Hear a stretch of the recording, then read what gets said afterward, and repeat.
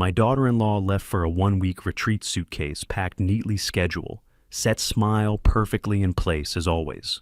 I stood in the kitchen watching her car roll past the iron gate, a cup of coffee still warm in my hands.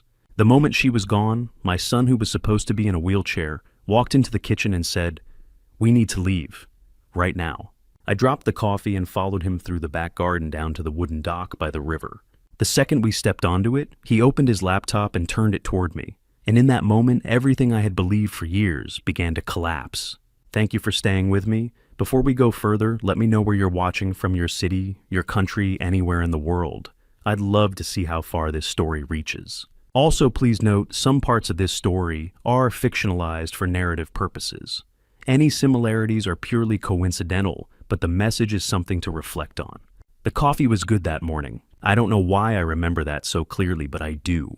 It was the first thing I noticed standing alone in the kitchen of my Charleston estate, watching the early April light push through the tall windows and fall across the stone countertop in long, pale ribbons. The coffee I'd made for myself was smooth. No bitterness at the back of the throat, no faint aftertaste that I'd never quite been able to name.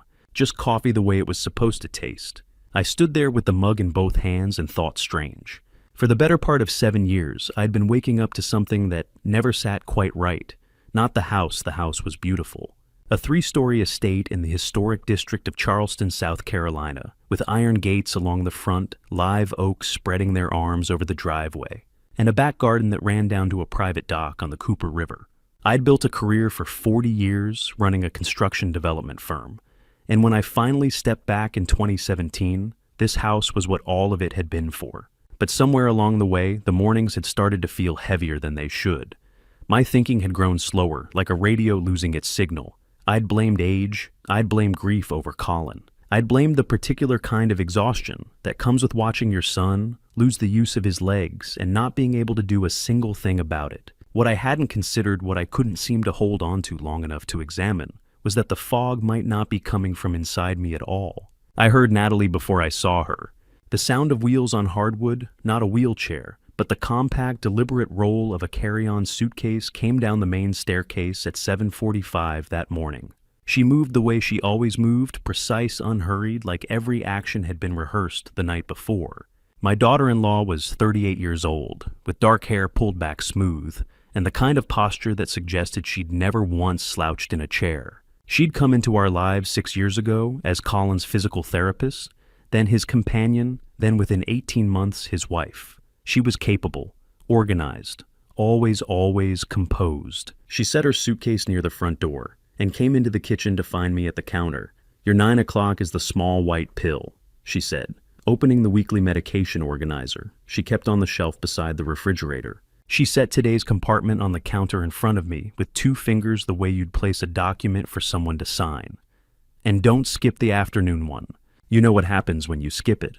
"I know," I said. She smiled. It was a complete smile. The corners of her mouth moved correctly. Her teeth showed her head tilted just slightly to the right.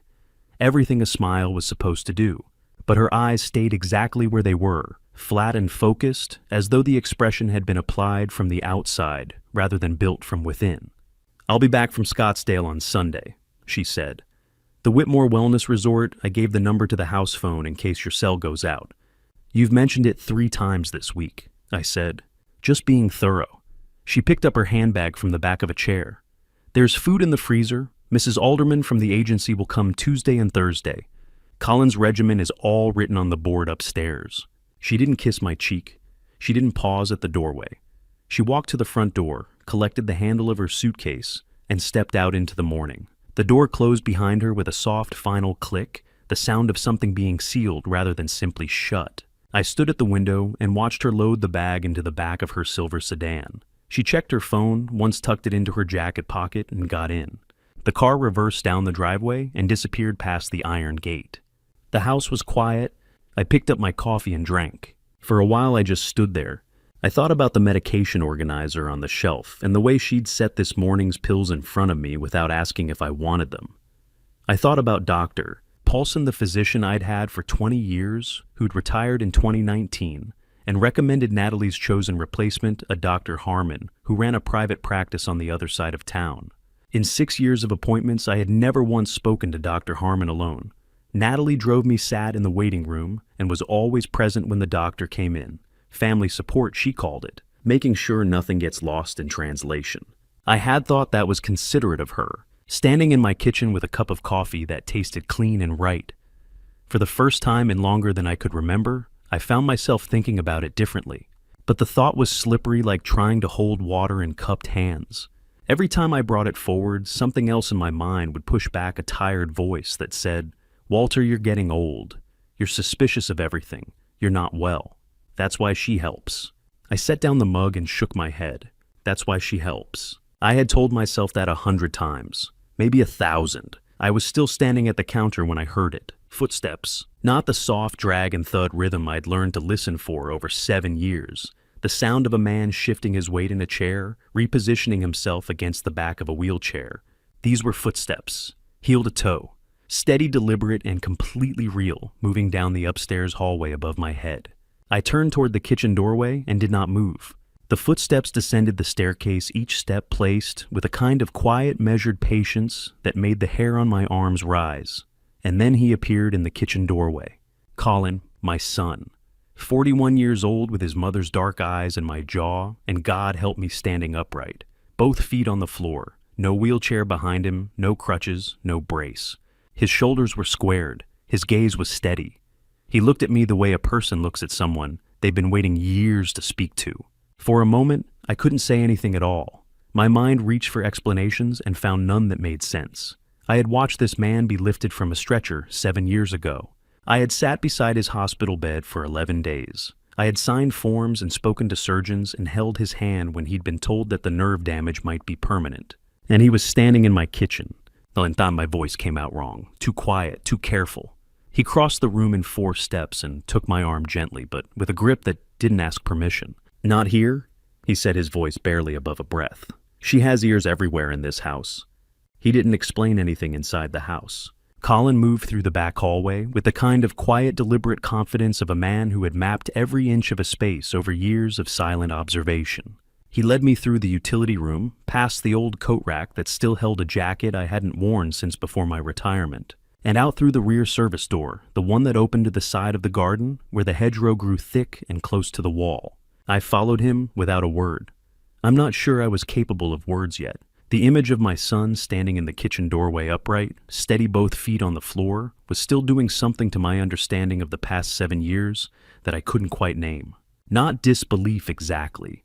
Something closer to the particular vertigo of realizing that a map you've been navigating by for a long time doesn't match the actual terrain. The morning air hit me as we stepped outside, cool and damp, carrying that particular April smell of wet earth and new green. The kind that rolls off the river before the city wakes up enough to cover it. We moved along the stone path that runs behind the garden beds, staying close to the property wall, moving in the shadow of the old hedgerow, rather than across the open center of the lawn. I understood without being told that we were avoiding something. The rear camera mounted above the service door had stopped blinking its red indicator light sometime last year. I'd noticed it. I'd meant to ask the security company about it. Somehow I never had. Standing in the garden now, following my son along the wall, I found myself thinking about that camera with a different kind of attention. We reached the dock in less than 3 minutes. I hadn't stood on this dock in months. It ran about 30 feet out over the Cooper River. From the back of the property, old pine boards darkened by years of weather. Built in 2014, back when Colin and I used to spend Sunday mornings out here, with cheap coffee and fishing lines we never took seriously. We'd catch nothing mostly, talk about nothing in particular. The kind of morning that doesn't seem significant when you're in it and only reveals itself as significant later, when you're trying to locate the last time things were simply what they appeared to be. The iron cleats along the sides were orange with rust. The small aluminum canoe we'd kept tied to the far post had long since been put into storage the summer after Colin's accident, when certain things about our Sunday mornings changed permanently. Or so I had believed. The dock was still standing still solid underfoot, and this morning it smelled exactly the way it always had, like river water and timber and something older underneath. Something that had nothing to do with the house or the people in it. The river moved past below us with its own quiet indifference, and the far bank sat low and green across the water. Colin sat down on the far bench, set his laptop on his knees, and looked out at the water for a moment before he spoke. She ran a check on the main camera system 2 weeks ago. He said, his voice low and even. The dock isn't connected to the household network. She looked at the panel, saw it wasn't listed, and assumed there was nothing out here. He tilted his head slightly toward the piling at the water's edge, where a small black housing unit sat just above the waterline, half covered by the shadow of the board above it. It runs on its own battery, its own signal. She has no idea it's there. I looked at the camera housing. Then I looked at my son sitting on the dock bench with a laptop on his knees, feet flat on the pine boards. The April light coming in across the water. And I thought about how long he must have been thinking about all of this. How many mornings he had sat at that breakfast table watching, filing things away. How long have you been planning this? I asked. He didn't answer that. Not directly. Instead, he opened the laptop, angled the screen away from the river glare, and said, "Before I show you the files, you need to know the truth about the accident." I had told myself a version of that day so many times that it had become smooth and featureless, the way a stone becomes smooth when water runs over it long enough. All the irregular edges worn down. All the places where questions might have caught polished away. March 2017. A construction site in the North Charleston corridor. A scaffolding failure on the 4th floor. My son airlifted to MUSC Health with severe spinal trauma. An accident. That was the word used in every report, every insurance form, every conversation, with every doctor, every attorney, every well-meaning friend who had sat across from me and shaken their head. A terrible accident. The phrase had become so familiar, I had stopped hearing the individual words. It had become simply the name for what had happened, a closed container stored and labeled not requiring further examination. Colin looked at me across the laptop screen and said, "I was working for Meridian Build that year. Independent firm not connected to your company, not connected to anything you were running. You know that."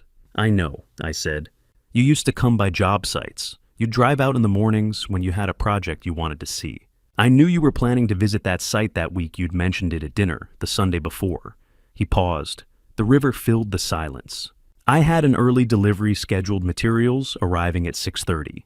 I got there before you. I walked into the 4th floor section to check the grid layout before the crew arrived." His jaw tightened. The safety bolts on the outer platform had been removed, not loosened, removed. Someone had taken them out the night before and left the platform looking intact from a distance. The sound of the river filled the silence between us. "The platform gave way the moment I stepped onto it," he said. "If you had walked out there instead of me at your age with the height of that fall..." He stopped. He didn't finish the sentence. He didn't need to. I sat very still on the old pine bench and tried to understand the full weight of what he was telling me. Someone had gone to that site in the darkness of the night before and removed the bolts that held that platform in place. Not randomly, not carelessly, with specific knowledge of the structure and specific intent regarding who would be standing on it the following morning. Not Colin. Colin had arrived early, taken an unplanned route through the 4th floor, and stepped onto a platform prepared for someone else. My son had taken that fall in my place. He had spent 7 years in a wheelchair, 4 of them I was only now beginning to understand, no longer needing it, carrying the knowledge of what had actually happened every single day of those 7 years. While I sat at the breakfast table across from the person responsible and called it a normal morning. "Colin," my voice came out quieter than I intended. "How long have you known..." He looked at me steadily, not with anger, not with the kind of pain that needs immediate expression, with something quieter and more durable, the look of a man who has lived alongside a difficult truth long enough to carry it without being crushed by it. "I started putting it together about 4 years ago," he said. "Small things at first, then not so small." He glanced down at the laptop screen, then back up at me. "I have his name. I've had it for 4 years. He held my gaze and didn't look away. And I've known his name for 4 years. He turned the laptop to face me. There was a photograph on the screen, a professional headshot, the kind pulled from a corporate directory or a licensing board website. A man in his mid-40s, dark-haired, with a particular kind of smile that looks confident from a distance and calculating up close. Beneath the photo, a name. Dominic Shaw. I didn't need Colin to explain who he was. The name landed in my chest, the way a familiar sound does in a dark room. Immediate recognition, the body responding, before the mind catches up. I felt my jaw tighten without deciding to tighten it. I felt the particular stillness that comes when something you filed away a long time ago suddenly becomes relevant again in a way you didn't anticipate. "I know him," I said. "I know you do." Dominic Shaw had been a contract legal partner at Brennan Corp for 6 years before I let him go. He was sharp, genuinely sharp, the kind of legal mind that finds angles other people miss and exploits them with a precision that looks from the outside like simple competence. For a while I'd considered bringing him on full-time. Then in late 2012, my internal finance director flagged a series of irregularities in vendor billing accounts that Shaw had oversight on.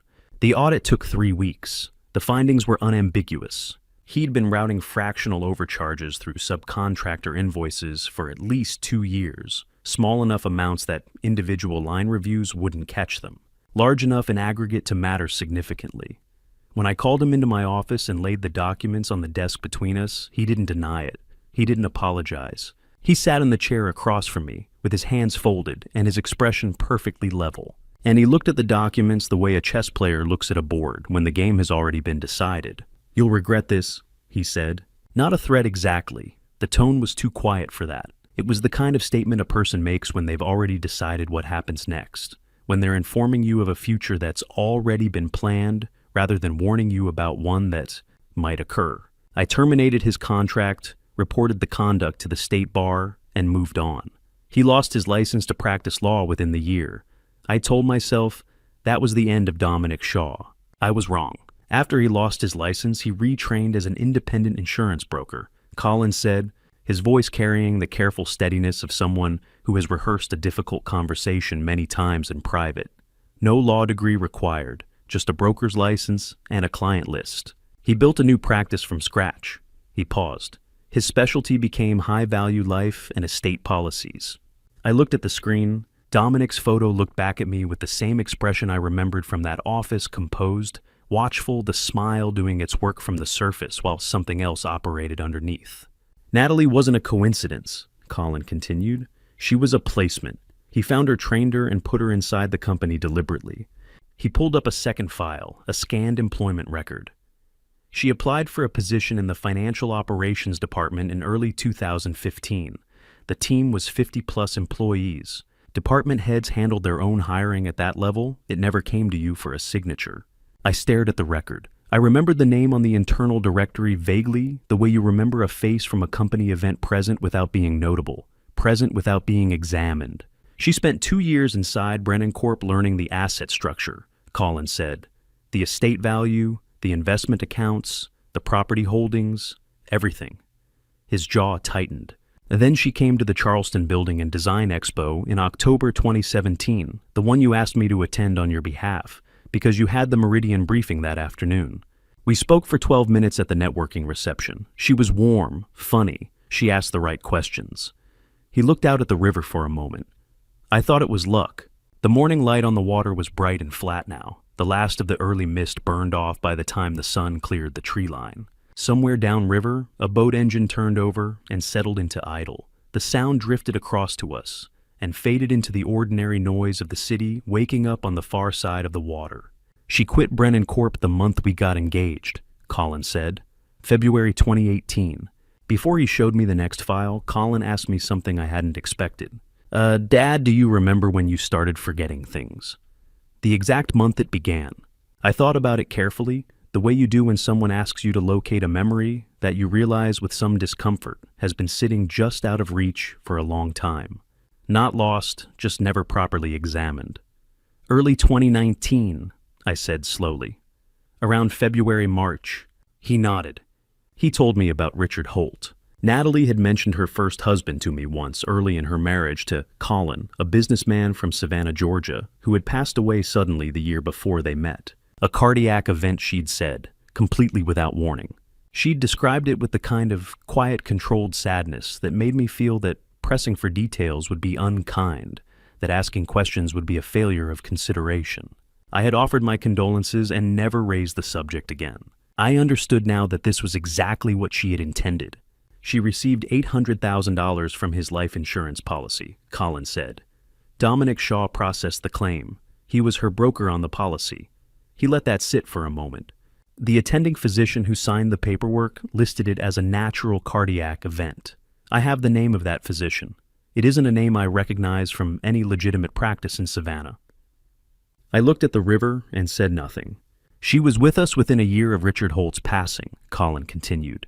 "Within 18 months of a policy worth more than $3 million being taken out on this estate."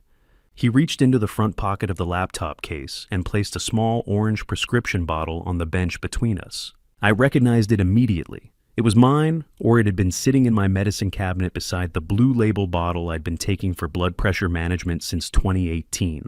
I'd seen it on that shelf hundreds of mornings without examining it closely. It was simply part of the routine. Part of what I accepted without question, because questioning it had never seemed necessary. "These are not your blood pressure pills," Colin said quietly. I picked up the bottle and turned it over in my hands. The label looked correct. The pharmacy name, the dosage instructions, my name printed across the top in the standard font. Everything in its expected place. But the weight was wrong. Too light. And when I shook it, the sound the tablets made against the plastic wasn't the sound I'd been hearing for years. A slightly different register, a slightly different density. I had reached for this bottle every morning for months without noticing. "I had 2 tablets tested independently 8 months ago," he said. "Benzodiazepine compound, low concentration but consistent, taken daily over time." He stopped. It doesn't take much to make a person doubt what they're seeing, doubt what they're feeling, doubt their own mind. I sat with the bottle in my hand and thought about every morning I'd shaken a pill into my palm without looking at it closely. Every afternoon I'd felt the particular heaviness settle in behind my eyes and told myself I was tired, I was grieving, I was getting old. Every thought I'd almost followed to its conclusion and let dissolve before it arrived anywhere. Every instinct I had dismissed as unreliable. "And she's been doing this for 5 years, Dad," Colin said. "And that's just the beginning of what I need to show you." Colin didn't say anything at first. He reached into the back sleeve of the laptop case and pulled out a folded manila envelope, the kind used for legal documents thick and creased from being handled many times. He set it on the bench between us, opened the flap, and began laying papers out across the flat surface of the dock, railing one by one, smoothing each sheet with the back of his hand before moving to the next. I watched him do it and said nothing. There were 11 documents in total. Some were single pages, some ran to 3 or 4. They were organized in the order he'd placed them, and I understood looking at the sequence that the order was deliberate. He'd arranged them to be read the way a closing argument is arranged, each piece building on the one before it, each page making the next one harder to dismiss. He had not assembled this envelope quickly. He had assembled it the way a person assembles something they intend to be irrefutable. At the bottom right corner of every single document was a signature. Mine. I am 69 years old. I ran a construction development company for the better part of 4 decades. I have signed more documents than I could ever count. Contracts, permits, acquisition agreements, liability waivers, letters of intent. My signature is as familiar to me as my own reflection. I know the exact pressure I put on the pen, the way the W loops wide on good days and tighter when I'm tired. The way the B runs slightly lower than the baseline when my hand has been working for a while. Every signature on those 11 pages was mine. I did not remember signing a single one of them. I sat with that fact for a moment before I let myself move to the next one. Not because I doubted what I was looking at. The signatures were unmistakably mine, down to the tired day variations in the letter forms, but because the full meaning of it required a second to settle. I had not been robbed in the night. I had been walked carefully and repeatedly through the process of dismantling my own estate while believing I was simply finishing my evening tea. The first 3 were financial authorization forms, documents granting limited power of attorney over specific accounts within my estate portfolio, the kind of instrument that, in the right hands, allows a designated agent to execute transactions, approve transfers, and redirect funds without requiring my direct sign-off on each individual action. Standard enough in estate planning when drawn up correctly with proper disclosure and a clear paper trail of intent. These had not been drawn up correctly. The dates on the authorizations ran from March through August of 2019. I looked at the calendar of that period in my mind and tried to locate those specific evenings, tried to find the memory of sitting at a table, reading a document, deciding to sign. What I found instead was the recurring image of the back sitting room after dinner, the low lamp on the side table, the herbal tea Natalie always brought in around 8 o'clock. The way the room would begin to soften at the edges about 40 minutes later, I had thought I was relaxing. I had thought I was finally getting good rest after years of poor sleep. I had been grateful for it. Colin pointed to the fourth document without touching it. This one transfers a 15% interest in the secondary property holdings to a holding company registered in Delaware, he said. The company has 2 directors. One is a name I don't recognize. The other is a registered agent tied to a brokerage entity that Dominic Shaw has controlled since 2014. I picked up the page, read it, set it down. And I signed this, I said. On a Tuesday evening in June 2019, Colin said. I looked it up. It was the same week you told me you'd been sleeping 12 hours a night and still waking up tired. I remembered that week. I remembered telling him that. I remembered thinking that the fatigue was finally catching up with me, the accumulated weight of the years since his accident, the grief that never fully resolved itself, the particular exhaustion of a man who had been running on something other than rest for too long. I had been almost relieved to have an explanation for it. He let me work through the remaining documents at my own pace. By the time I reached the last one, the one he'd placed face down at the end of the row, I had a reasonably clear picture of what the preceding pages represented. Taken individually, none of them would have raised a red flag in isolation.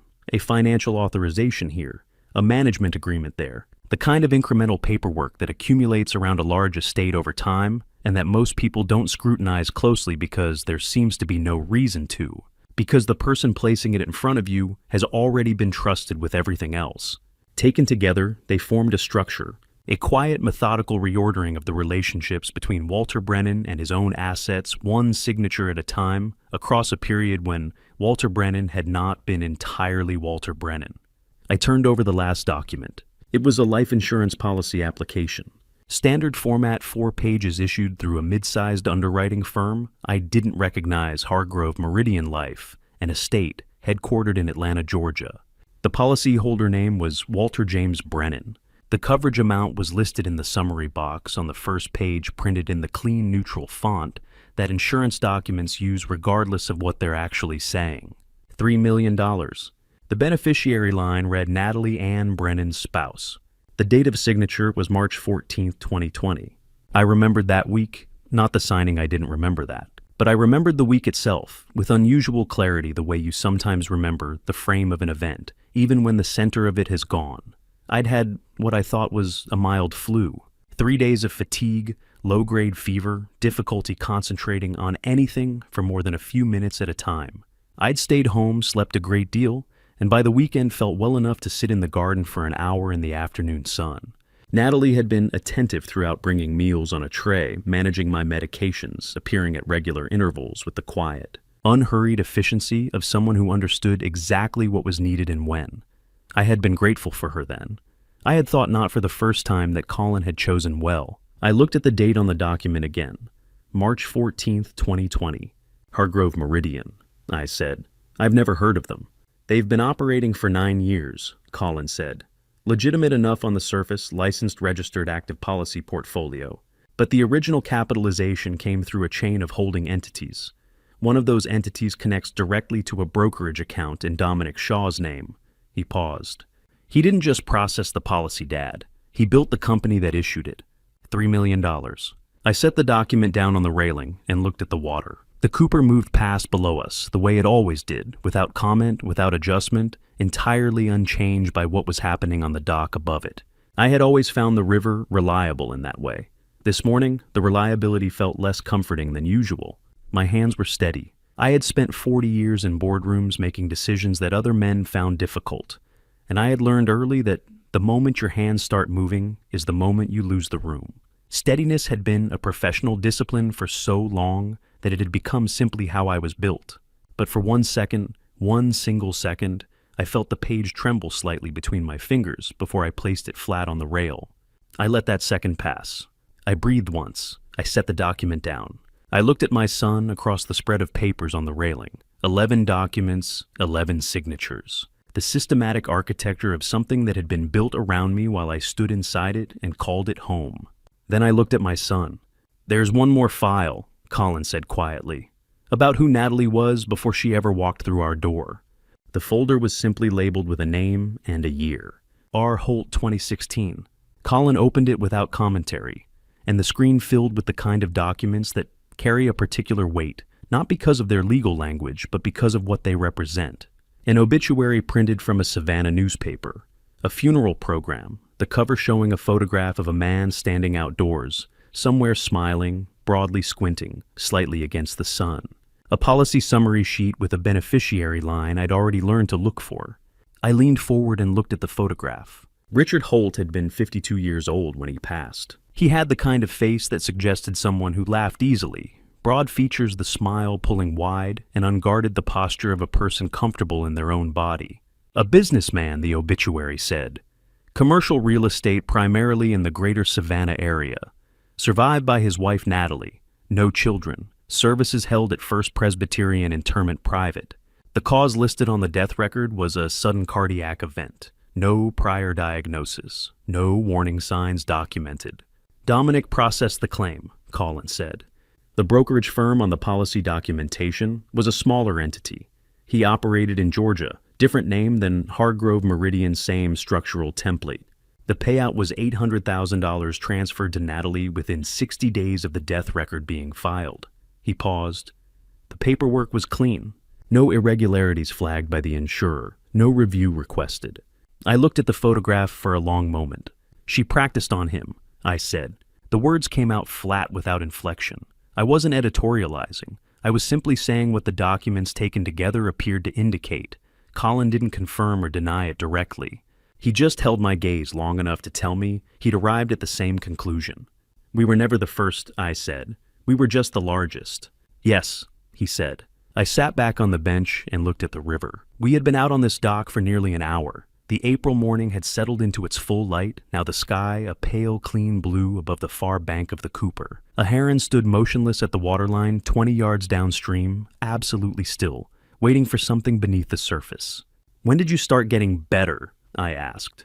And why didn't you tell me? Colin was quiet for a moment. He closed the laptop halfway and set it to one side. The first sign was in January 2020, he said. I woke up one morning and felt something in my left foot. A twitch, barely anything. The kind of sensation you might convince yourself was imaginary. He looked at his hands. I didn't tell you because I didn't know what it meant yet, and because by that point I had already begun to understand that something in that house wasn't right. I needed to know what I was dealing with before I showed anyone a card. You were protecting yourself, I said. I was protecting both of us, he said. If Natalie knew I was recovering, she would have adjusted whatever she was doing. And I would have lost whatever window I had to see the full picture. I understood that. As a strategic decision, it was sound. As a human one, as a father, absorbing the image of his son alone and in pain, making that calculation in silence, it was something I would need more time to sit with. He told me about the nights. After the household went quiet, after Natalie's light went off, and the house settled into its late-night stillness, Colin would lower himself from the bed to the floor of his room. The floorboards in that room were old pine cool under his hands, smooth from decades of foot traffic. He'd work on the exercises in complete darkness. No lamp, no phone screen, nothing that might throw light under the door or cast a shadow visible from the hallway. In the beginning, it was only sensation trying to locate the connections between intention and movement to relearn what his nervous system had partially redrawn after the injury. It was slow. It was painful in the way that deep physical work always is the kind of pain that doesn't announce itself loudly, but settles into the joints and stays. He told me about the cold and the silence and the particular discipline it requires to want something as badly as he wanted it, and not allow any sign of it to surface during the daylight hours. To be lifted into a wheelchair every morning, and let someone position his legs and wheel him to the breakfast table, while his body already knew things that his expression could not show. Natalie believed the medication she'd arranged through Dr. Harmon was maintaining my condition, he said quietly. She wasn't monitoring me for recovery. She was monitoring for stability, making sure I stayed exactly where I was. His voice was measured, but something moved beneath the surface of it. So, as long as I gave her stability, she had no reason to look more closely. 4 years. Every night in the dark, rebuilding what the fall had taken, while the woman who had helped arrange that fall moved through the house above him planning. In the summer of 2020, on a night he described as warm and airless, Colin pressed his palms to the floor and pushed himself upright. He stood shaking from the effort, his entire body registering the act with a kind of pain. He said he couldn't fully put into language for approximately 3 seconds before his knees gave and he went back down to the floor. He said he pressed his forehead against the cool wood and stayed there for a long time. He said he didn't make a sound. The night I stood up for the first time, Colin said, his voice dropping just slightly, I heard her voice downstairs. He looked at me steadily. And what she said changed everything. If you're still here, comment, still watching. So I know you're with me. And tell me this, if you were in my place holding all these pieces but not the final proof yet, would you confront them immediately or stay quiet and wait for the moment everything is undeniable? Also, just a quick note, the next part of this story includes some fictional elements added for storytelling purposes. If you'd rather not continue, you're free to stop here. He told me about that night, every detail of it, quiet and exact. The way a person recounts something they have gone over so many times in their own mind that the edges have become perfectly clear. It was summer 2020. The house was warm and still the kind of airless heat that settles into old buildings late at night when the coastal breeze has died and the walls have absorbed a full day of sun. Colin had been lying on the floor of his room. He'd just managed those 3 seconds of standing, just come back down to the cool pine boards when he heard it. A voice downstairs. Low and careful, the particular kind of quiet that isn't silence but is trying to be. He told me he pulled himself to the doorway and into the hallway without a sound, moving on his forearms across the floor, stopping at the top of the landing where the iron rail ran along the edge of the upper hall. From there, he could look down into the front corridor and hear, without being seen, the faint light of a phone screen coming from the kitchen doorway. He stayed there for 11 minutes. What he heard pressed against the rail in the dark at 2 a.m. was a woman's voice he had shared a home with for 3 years. "The old man is getting easier to manage," Natalie said. Her tone was even, unhurried, the voice of someone giving a routine status update. "The son is no problem. He can't go anywhere." A pause. A man's voice from the other end, too low for Colin to catch the words, but the cadence was measured, deliberate. "Exactly," she said. "Then we stay the course." The kitchen light went out. He heard her footsteps move toward the back of the house and up the secondary staircase. He stayed on the hallway floor until he was certain she was in her room. Then he pulled himself back to his own. He told me he lay in the dark for the remainder of that night without sleeping. He told me what he decided and what he decided against.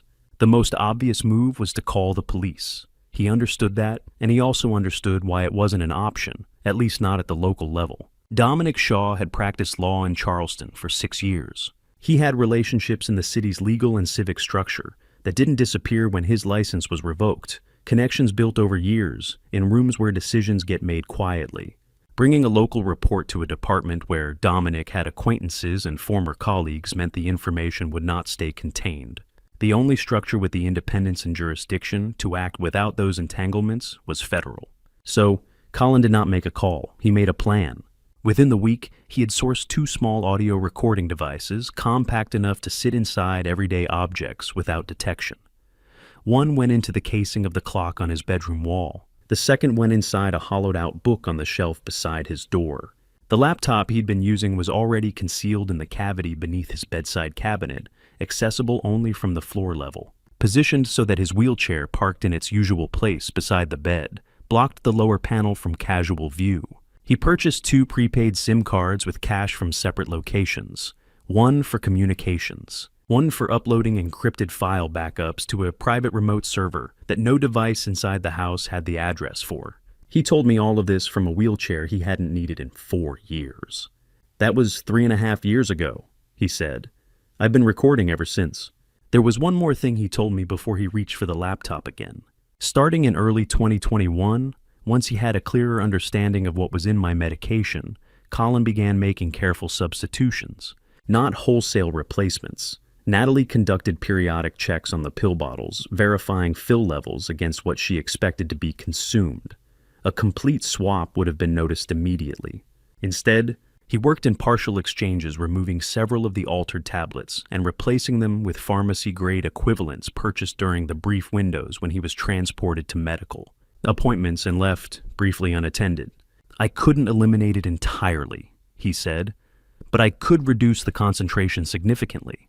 He paused. "That's why you still have full cognitive function, Dad. That's why the damage didn't go further than it did." I absorbed that without speaking. My son had been lying on a cold floor in the dark rebuilding, the use of his legs secretly correcting my medication, and building a federal-grade evidence file simultaneously for years.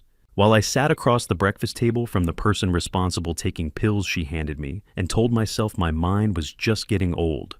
Then he opened the audio file. I had not been conscious for the event itself. I remembered the winter of 2021, the way I remembered most of that period in fragments through gauze. I remembered the staircase. I remembered the particular sensation of reaching for the wall and finding nothing, the half-second of understanding before the fall. And then the ceiling of MUS, C-Health's emergency intake, and someone asking me to follow a light with my eyes. 2 fractured ribs, mild cranial trauma, 3 days admitted. Natalie had been at my bedside for every one of them.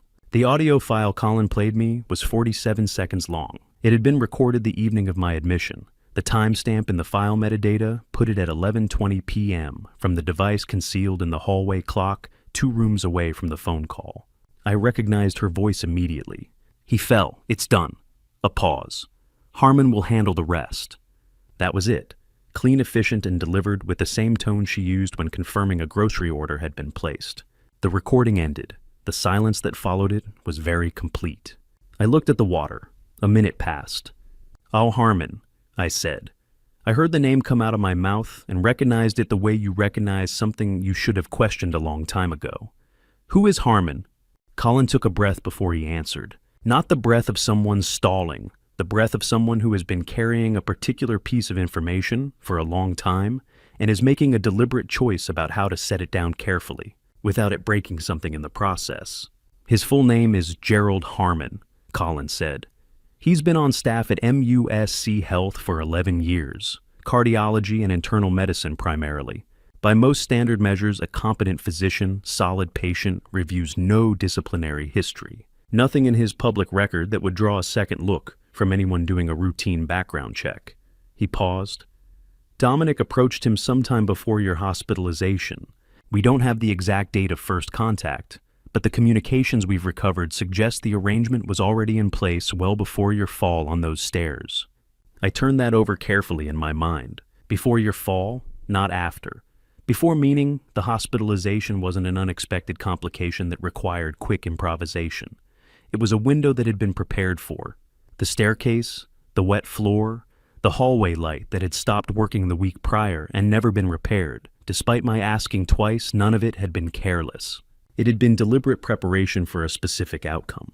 "What kind of arrangement?" I asked, though I already had a reasonable sense of the answer. "When Harmon agreed to conduct a formal cognitive evaluation during your admission," Colin said. "It was presented to you as a standard neurological screening routine protocol after any head trauma, the kind of thing hospitals include in standard discharge paperwork. You signed the consent form the second morning of your stay."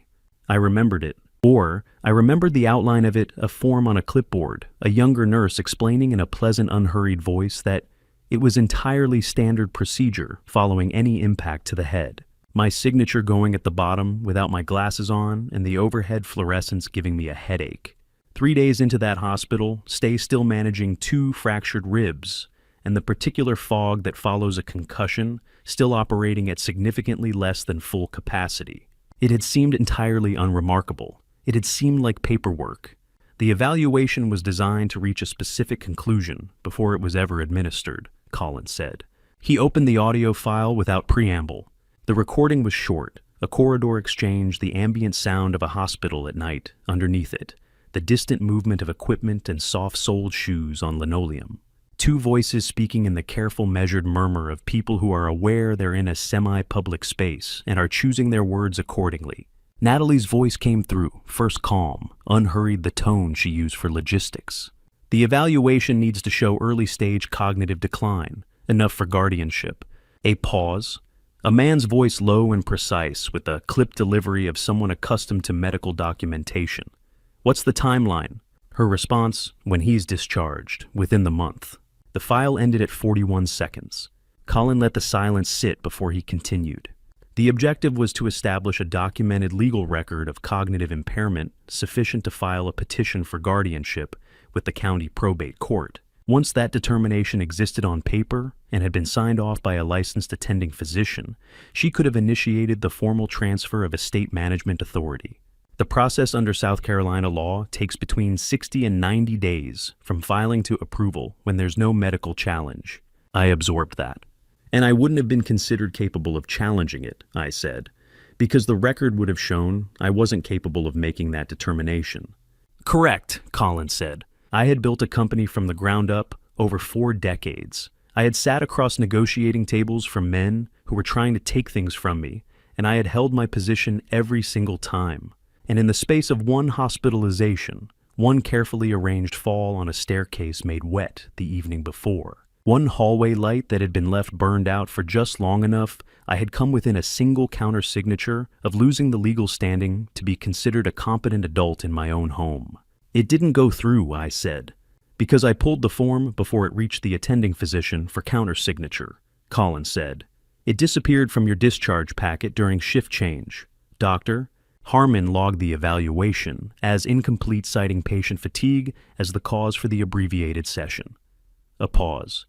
Natalie was not pleased. I have that conversation on audio as well, if you'd like to hear it. Not right now, I said. I looked out at the Cooper River and let myself sit with what I had just learned. Not processing it fully, there wasn't time for that. And I wasn't sure my system could absorb it all at once, but marking it, setting it in place. Understanding that every moment of confusion I had experienced over the past several years, every morning I had doubted my own recall. Every time I had let a half-formed thought go because I no longer trusted the mind producing it, all of it had been by design. My son had intercepted a legal document from a hospital discharge file from a wheelchair without being detected. "You've been very busy," I said quietly. He looked at me with something I couldn't quite read, not pride, not satisfaction. Something closer to relief, I thought. The relief of a person who has been holding something alone for a very long time and has finally been able to put it in front of someone else. "Yes," he said, "but I haven't been doing it alone, not for the last 2 years. He told me about James. James Whitfield and Colin had been close friends since their freshman year at the University of South Carolina. The particular kind of friendship that forms in the first weeks of college. Built in dormitory hallways and over bad dining hall coffee, the kind that survives graduation and distance, and the diverging paths that adult life creates between people. After finishing his degree, James had gone into federal law enforcement. He had worked his way into the FBI's Financial Crimes Unit, a specialized division that investigates complex multi-state fraud operations, insurance manipulation schemes, and the kind of sustained financial predation that leaves a carefully constructed paper trail across multiple jurisdictions and multiple victims. 2 years ago, Colin had opened an anonymous email account on a prepaid device purchased with cash. The first message he sent contained no names, no addresses, no property details. Just a structured outline, a long-running insurance and estate fraud operation, professional orchestration. Documented evidence of prior incidents involving at least one confirmed fatality, and an active ongoing scheme currently in its final phase. James had called the designated prepaid number within 48 hours. "We've been building the case in parallel ever since," Colin said. He approached it from the outside, pulling financial records tracing Dominic's brokerage history across multiple states, mapping the Hargrove Meridian paper trail back to its original source, obtaining the documentation on the Richard Holt policy in Savannah. He set the laptop to one side and looked at me directly. I built it from the inside. Every recording, every document, every time stamp. His file and mine cross-reference completely. There are no gaps between them. "The warrant," I said. "Signed by a federal judge 14 days ago, Colin said. "It covers both Natalie and Dominic conspiracy to commit financial fraud, documented elder financial abuse evidence strongly suggesting involvement in a prior unexplained fatality, and conspiracy to obtain estate assets through fraudulent legal instruments." His voice stayed level and precise, the voice of someone who has rehearsed this summary many times. "The warrant activates the moment we transmit the signal to James."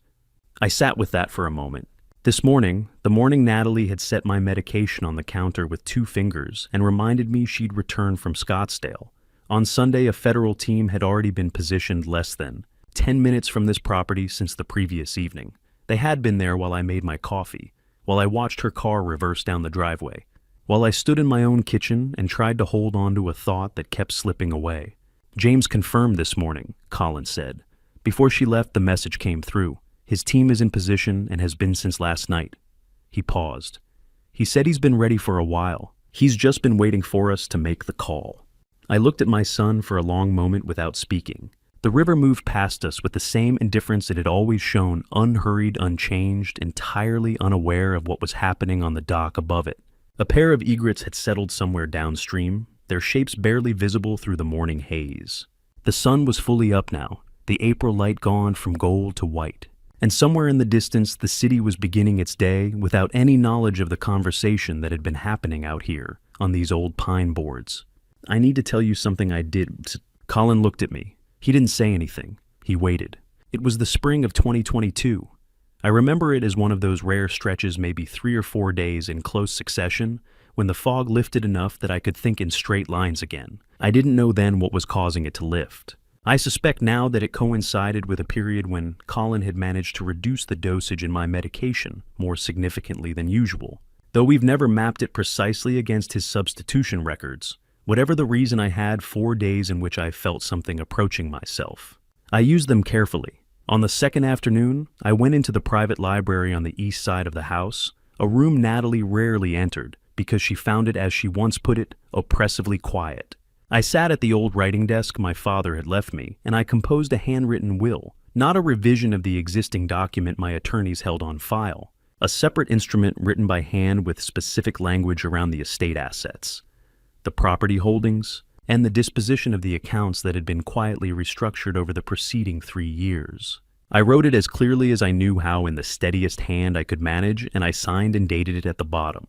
Then I folded it, sealed it in a plain envelope, and placed it in the small fireproof safe I'd had installed behind the false panel at the back of the built-in bookcase when the library was renovated in 2009.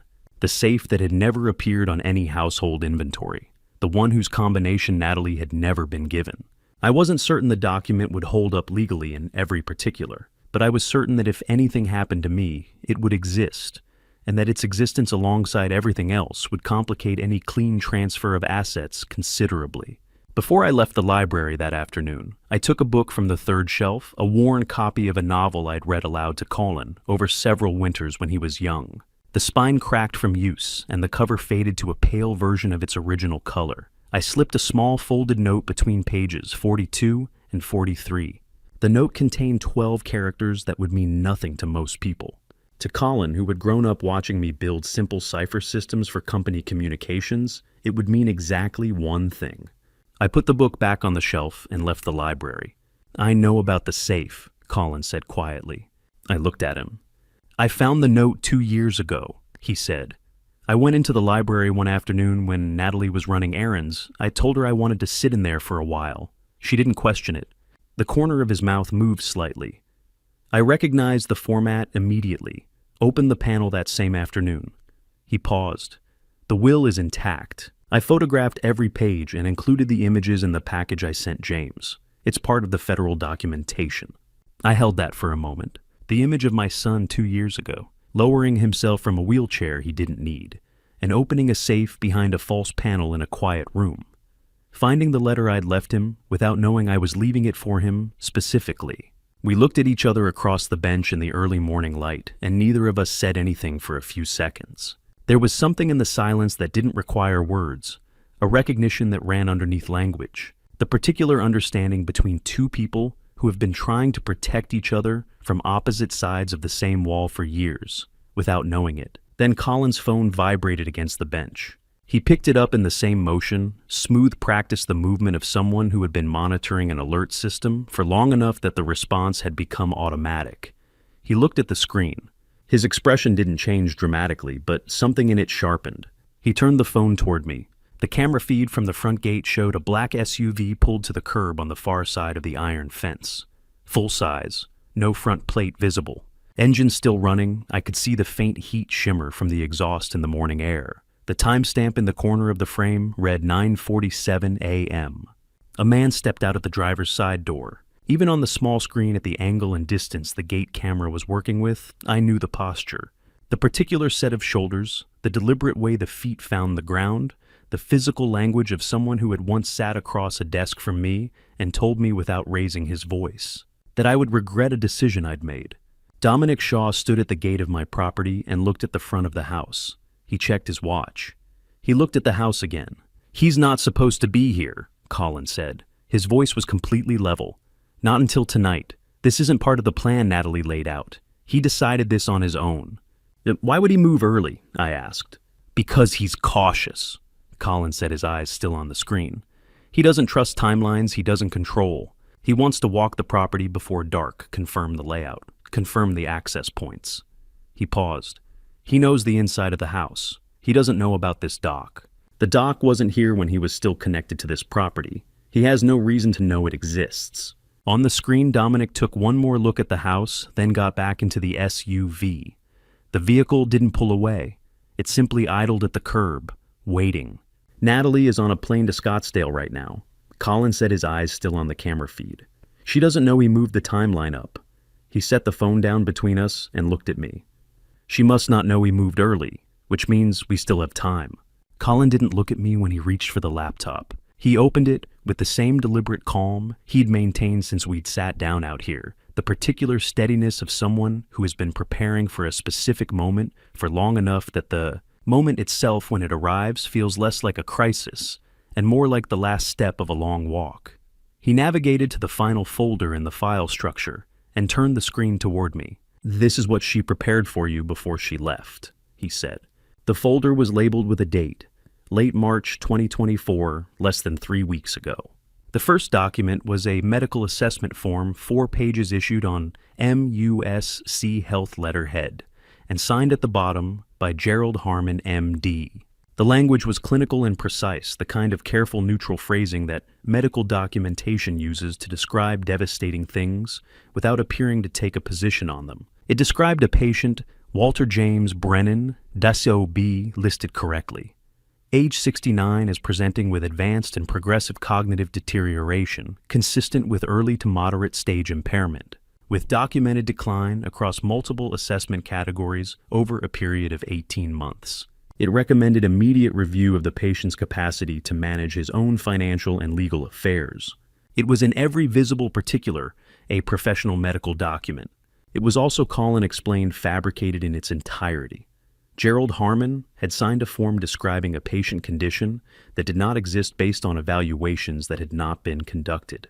"This is the document she planned to file with probate court while she was in Scottsdale," Colin said, "establishing your incapacity as a matter of formal medical record. From that point, the guardianship petition would have been a procedural matter, 60 to 90 days, no contest possible from you, no challenge to her authority over the estate." I read the document twice. My name, my date of birth, my address, everything accurate except the content of every finding it contained. "And the medication," I said. "The medication was the other half of it," he said. He told me about what had been in the orange prescription bottle that had been sitting in my bedside drawer for the past 3 weeks. Not the blood pressure compound, not the benzodiazepine blend that had been clouding my thinking for 5 years. Something different, a specific formulation sourced through a channel that ran back through doctor. Harmon designed to produce cardiovascular stress that would register in a clinical post-incident examination as consistent with a natural cardiac failure. The kind of event that, in a 69-year-old man with a documented history of health concerns, would not prompt an extended inquiry. The kind of event that would look to anyone reviewing the file exactly like what had happened to Richard Holt in Savannah 8 years ago. The plan as Colin laid it out was clean in its simplicity.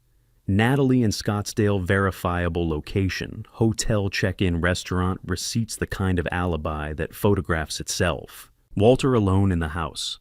A medication he'd been taking voluntarily for weeks, adjusted to a lethal concentration in the final days before her departure. A medical file on record declaring him cognitively impaired, and Dominic Shaw already positioned and ready to manage the insurance claim the same way he had managed the one in Savannah. $3 million. Clean paperwork, a grieving widow in Arizona with a time-stamped alibi. I sat with that for a moment. "Last night," Colin said, "after the house went quiet, I went to your room. He told me what he'd found. The bottle in my nightstand drawer, the one I'd been taking for the past 3 weeks, the one Natalie had placed there herself before organizing this trip. He'd recognized it wasn't right. The weight, the sound, the slight variation in tablet color under his phone's flashlight that he'd trained himself over 4 years to detect. He'd taken the bottle, replaced it with a pharmacy-correct version he'd been holding for exactly this contingency, and sent a single encrypted message to the prepaid number James monitored. That message was why James and his team had been parked 10 minutes from this property since 11 o'clock the previous evening. How many did you take this morning, Dad? The question landed differently than questions usually do. I found myself going back over the morning with a precision I hadn't applied at the time. Standing in the kitchen, the routine of it reaching for the drawer out of habit. "One," I said, from the bottle in the drawer. "That's the replacement bottle," Colin said. "The one I put there last night. 1 dose from the correct formulation is manageable. It won't cause any harm." He paused. "But we are not going back into that house." I looked at my hands for a moment. Then I placed my right palm flat on the dock railing, pressed it there until the wood grain was solid and real under my skin, and looked at my son. "Tell me what to do next," I said. He picked up the prepaid phone from beside the laptop. He dialed without looking up the number. It rang twice. "James." His voice was steady and quiet. "It's time." The response came immediately, no hesitation, no request for clarification. "Send everything. I've been ready." Colin ended the call and opened the encrypted transfer application on the laptop. 3 separate server addresses each, in a different jurisdiction, each requiring its own authentication. He'd explained this architecture to me briefly in the first hour out here, redundancy by design, so that no single failure point could compromise the full package. Insurance records, audio files, document photographs, the will, the medication analysis.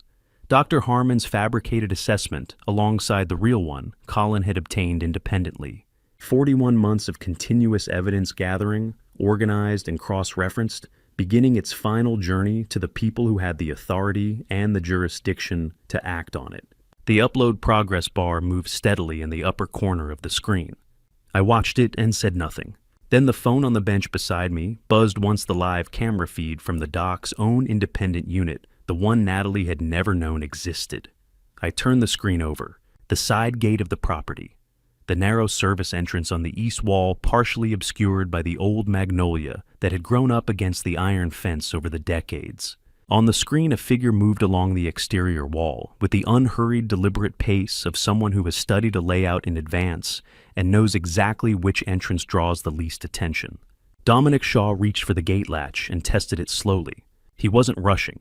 He wasn't checking over his shoulder. He moved like a man who believed he already knew everything there was to know about what was waiting inside. He didn't know about the dock. A quick heads up before we go on some details in the next part have been shaped with fictional elements for narrative purposes. If you're not comfortable with that, you can stop here, but if you are, what comes next might change how you see everything. The laptop screen had split into 2 panels. On the left, the 3 upload progress bars read. The color Colin had set for active transfer moved in slow, steady increments. On the right, the live feed from the interior camera system Colin had built out over the past 4 years, 4 angles covering the main hallway, the staircase landing the east corridor, and the upstairs hall outside the bedroom doors. The feed was silent except for the faint digital timestamp ticking in the corner. I watched a man walk through my house. There is something profoundly disorienting about observing your own home from the outside, about watching the rooms you have lived in for years reduced to gray-toned rectangles on a screen, while a stranger moves through them with the ease of someone who has studied the floor plan in advance. Dominic Shaw moved through the ground floor of my house without hesitation.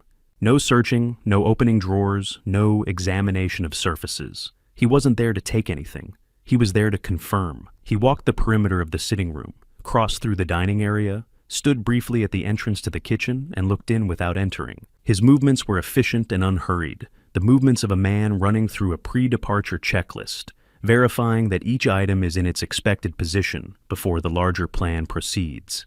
He didn't appear concerned. That I found was the most unsettling thing about watching him. "He's been in this house before," I said quietly. "Yes," Colin said, without looking up from the upload panel. "More than once, I think, while you were at appointments." I watched the camera feed and didn't respond to that. Dominic moved to the staircase and went up. The upper hallway camera picked him up as he reached the landing, moving at the same measured pace, one hand trailing briefly along the wall before he straightened and continued toward the bedroom wing. He passed the door to my room without stopping. He paused briefly at the entrance to the guest room. Then he reached Colin's door and pushed it open. He stood in the doorway for what the timestamp indicated was approximately 20 seconds. The room was exactly as Colin had left it.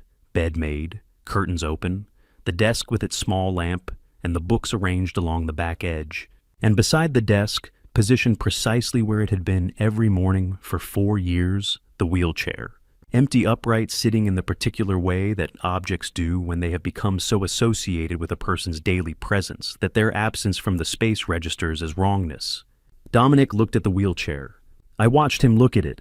Whatever calculation he was running behind his eyes, it produced a specific result. He reached for his phone.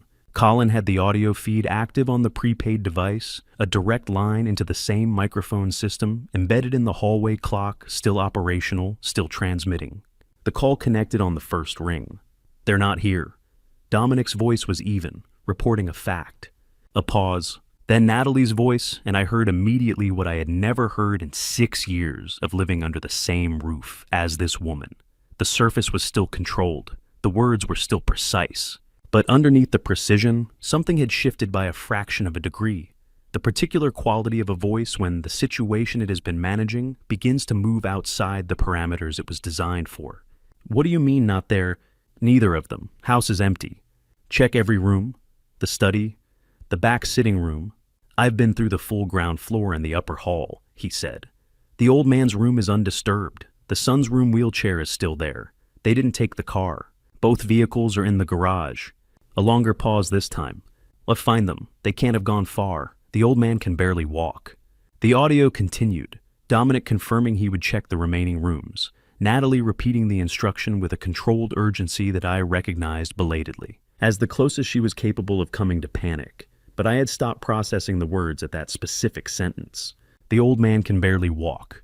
Colin turned his head and looked at me. I was 69 years old. I had run a company for 4 decades. I had built the house they were standing in. I had raised the man sitting next to me, and I had, without knowing it, spent 5 years being systematically reduced in the minds of the people who intended to profit from my absence, to an obstacle that could barely move under its own power. I looked at the camera feed and said nothing. There was nothing that needed to be said. At 70%, Colin said, his eyes moving back to the upload panel. The 3 red bars had advanced significantly while we'd been watching the interior feed. The largest file, the consolidated audio archive, was tracking slightly behind the other 2, but the gap was closing. The prepaid SIM was holding its connection cleanly. No drops, no interruptions. I thought about James Park 10 minutes away with a federal team and a signed warrant watching the same encrypted feed from his end, waiting for the transfer to complete, waiting for the signal. On the interior feed, I watched Dominic finish his check of the upper floor and return to the staircase. He descended without hurrying, moved back through the main corridor, and pushed open the front door of my house with the flat of one hand. He stood on the front steps. He didn't walk toward the SUV. He didn't pull out his phone immediately. He stood still and looked not at the street, not at the gate, but at the side of the house toward the rear, toward the direction of the garden. His gaze tracked slowly along the roofline, then dropped to the path that ran along the eastern wall toward the back of the property. He stood there for several seconds, reading something in the geometry of the space that I couldn't identify from the camera angle. Then he raised his phone to his ear again. I set down the phone Colin had handed me and looked out at the river. The Cooper had gone from its early morning gray to a wide, flat brightness under the mid-morning sun. April light in Charleston has a particular quality, not the heavy gold of summer, not the thin wash of winter, but something clean and almost indifferent. The kind of light that illuminates everything with equal clarity and makes no distinctions between what deserves to be seen and what doesn't. The far bank sat low and green across the water. A cargo vessel moved in the distance, trailing a shallow wake that reached the dock in small, unhurried ripples. Colin was watching the camera feed. The upload bars had moved into their final stretch. The sounds of the morning birds in the oaks, the water somewhere distant. A lawnmower starting and stopping continued as though nothing unusual was happening on this dock. I let the quiet hold for a moment.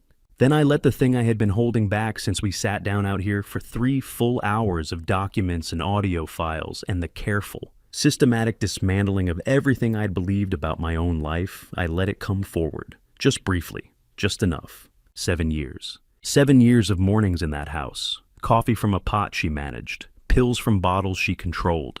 Papers I signed at tables where the lamp felt too bright and the pen felt too heavy, and the part of my mind that said, wait, read this again, was always somehow quieter than the part that said, it's fine, you're tired, it's fine.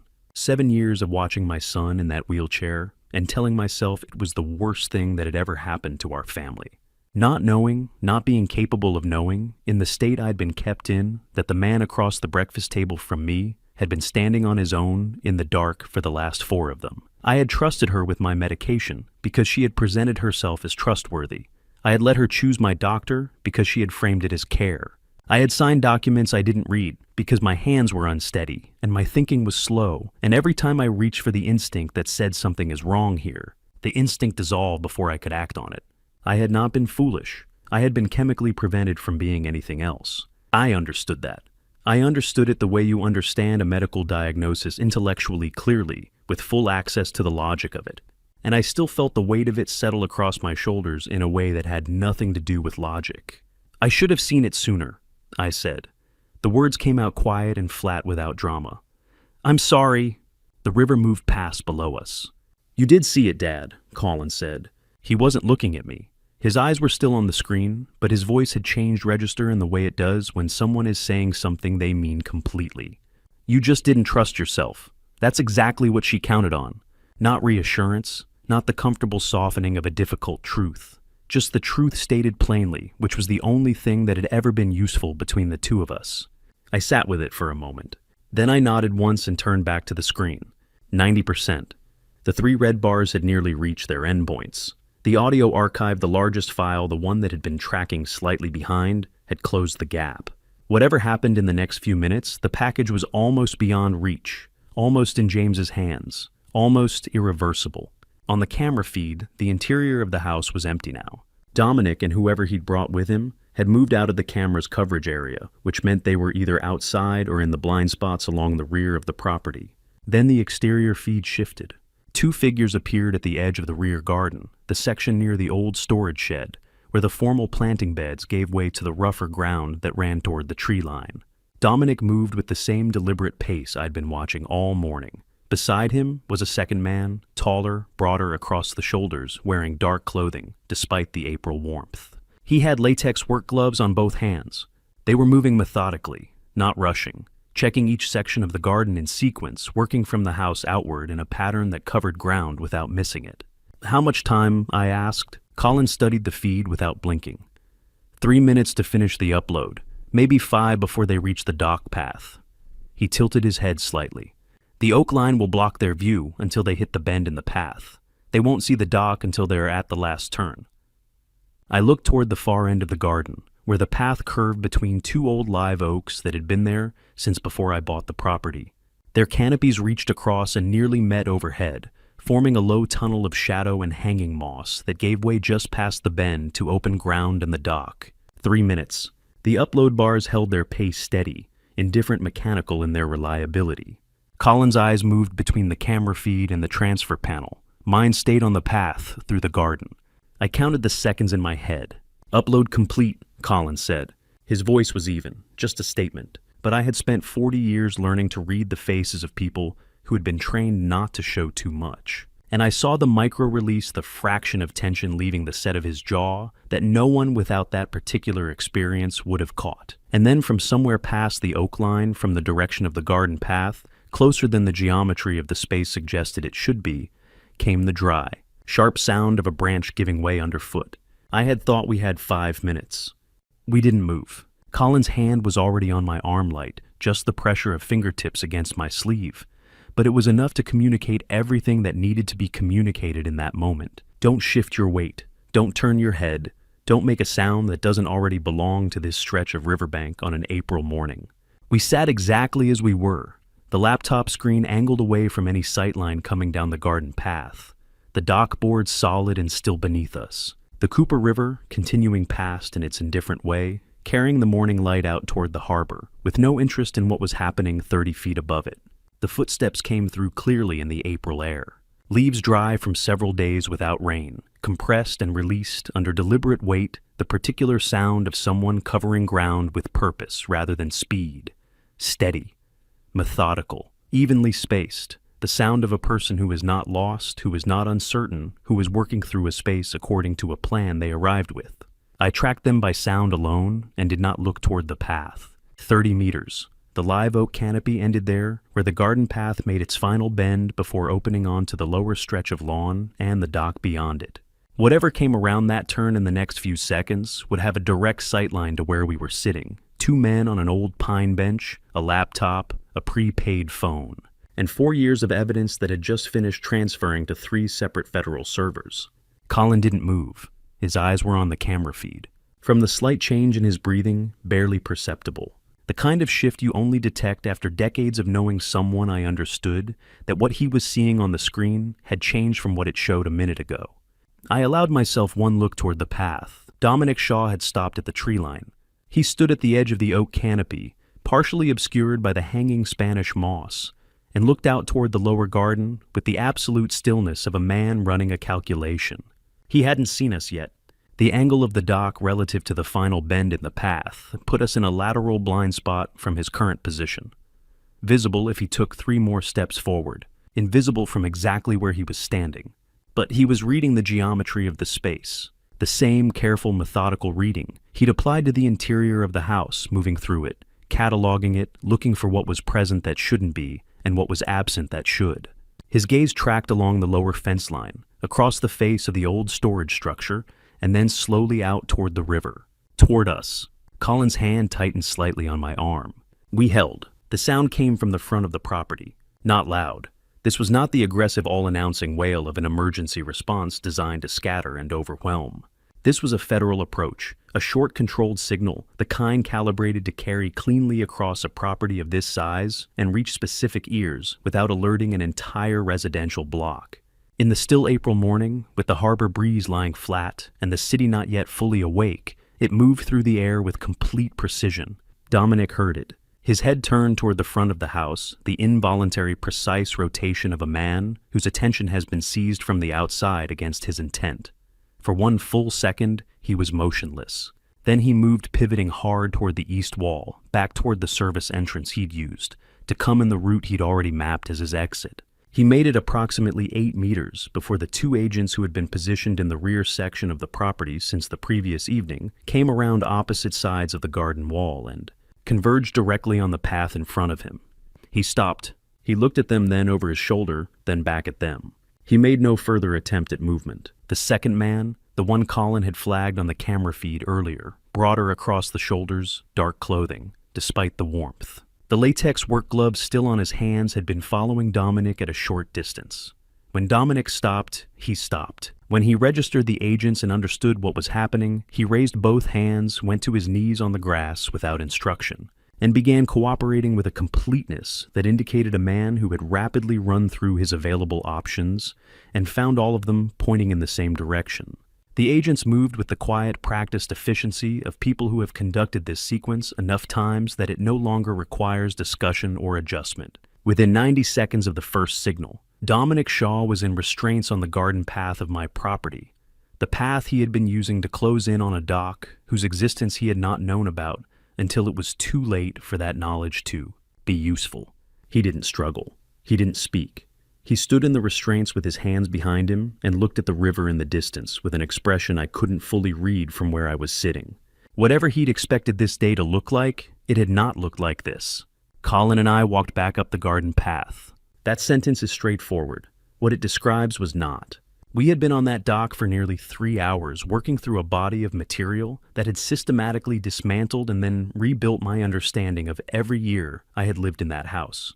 Walking back through the old oaks, past the camellia beds along the east wall, past the low iron bench that had been there since before I bought the property, past the section of garden that looked exactly the same as it always had, while things I could not see had been happening around and beneath, it felt like more than a change of location. I had left through a rear service door that morning, following my son in silence, uncertain of what I was moving toward. I walked back through the garden with a different kind of knowing, heavier and clearer, and not entirely settled, Some things don't become manageable the moment they become visible. They just become facts, and you learn to carry facts differently than you carry uncertainty. At the far end of the garden, James Whitfield was standing beside the lead vehicle in a line of 3 dark cars that had positioned themselves across the main entrance and the side gate. He was in a dark jacket, federal credentials on a lanyard at his chest, watching us come up the path with the focused, quiet attentiveness of a man who has been running a complex operation for 2 years and has just watched it reach the moment it was built for. He gave one nod, short, certain. "Mr. Brennan." His voice was level and unhurried. "Everything uploaded clean. All 3 server confirmations came through within the transfer window. We have the complete package." He looked at Colin then, and something shifted briefly in his expression. Not quite a smile, but the particular look of someone who has known a person for a long time and is registering privately. How significant this moment is. "Nice work." Colin looked back at him. He didn't nod. He didn't return the expression. He stood in the morning light with the particular stillness of someone who has held something alone for 4 years in the dark. On the floor of a room, in a house where the person responsible for putting him there moved freely overhead, and for whom the phrase "nice work" has nowhere comfortable to land. Not yet. Maybe not for a while. I understood that. I believe James did too. He didn't press it. He looked down at his phone. The screen showed a live update from the secondary surveillance position. He read it, turned to the agent standing nearest to him, and spoke 2 words. "Where's Natalie?" The agent checked his own device, scrolled briefly, and looked up. "Charleston International, she's in the terminal." A short pause. "Gate B7, she hasn't boarded yet." We had moved back inside by the time James called. Not into the main house. The property was still an active federal scene agents moving through the rooms and the garden with the quiet, systematic purpose of people documenting everything that might be needed later. Colin and I had taken positions in the old conservatory that ran along the south side of the ground floor, a glass-walled room overlooking the rear garden that I had always used as a secondary office in the warmer months. It was separate enough from the central activity to give us space, connected enough that James could reach us immediately if needed. Colin sat at the low writing table near the windows. I stood. We had been waiting for 11 minutes when my phone vibrated in my hand. "James, 11:17 a.m. I answered on the first ring. "She's in custody," he said. "Gate B7, didn't make it to the jetway." He told me how it had happened. Natalie had been in the boarding queue. James described the scene the way he'd received it from the 2 agents he'd positioned at Charleston International since the previous evening, precise and visual. The kind of operational account that leaves out interpretation and delivers only what was observed. She had been approximately 12 people back from the gate desk carry-on bag over one shoulder boarding pass already in hand. She'd checked in for the Scottsdale flight that morning, same as planned. Everything on her end had been proceeding exactly according to the schedule she'd set for herself. The 2 agents had approached from opposite sides of the queue, not running, not drawing attention, moving through the terminal crowd with the practiced unremarkability of people who know how to close distance in a public space without announcing themselves.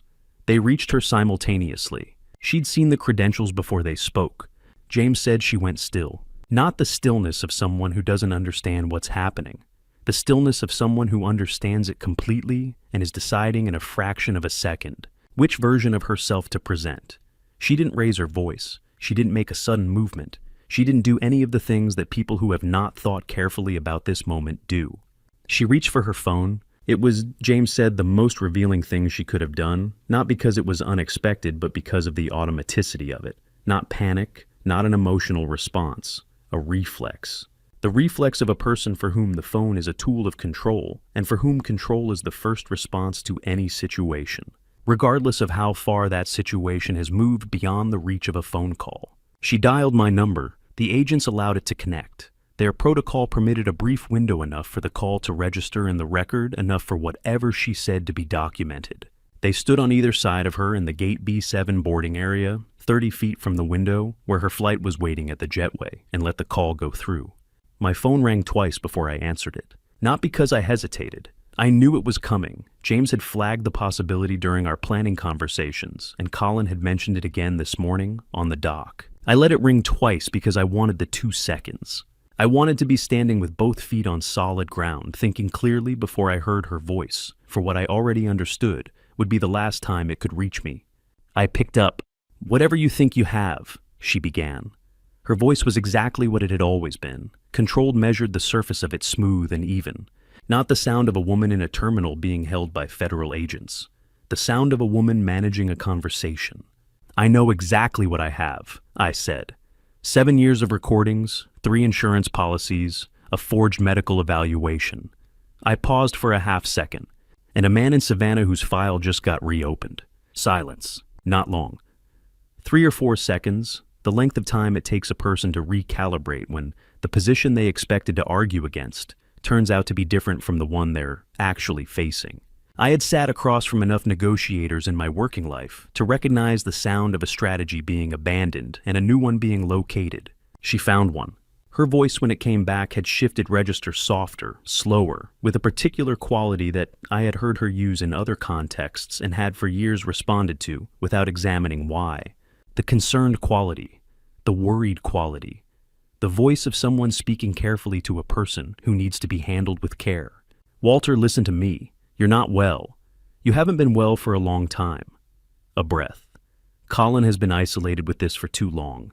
What he's telling you isn't what it looks like. I know you believe him, but you need to think about Natalie. She stopped. I looked out through the conservatory glass at the rear garden where 2 agents were still working through the space with measured, unhurried precision. The old oaks stood over the path as they always had. The camellia beds ran along the east wall exactly as they had on every morning I'd walked past them for 12 years.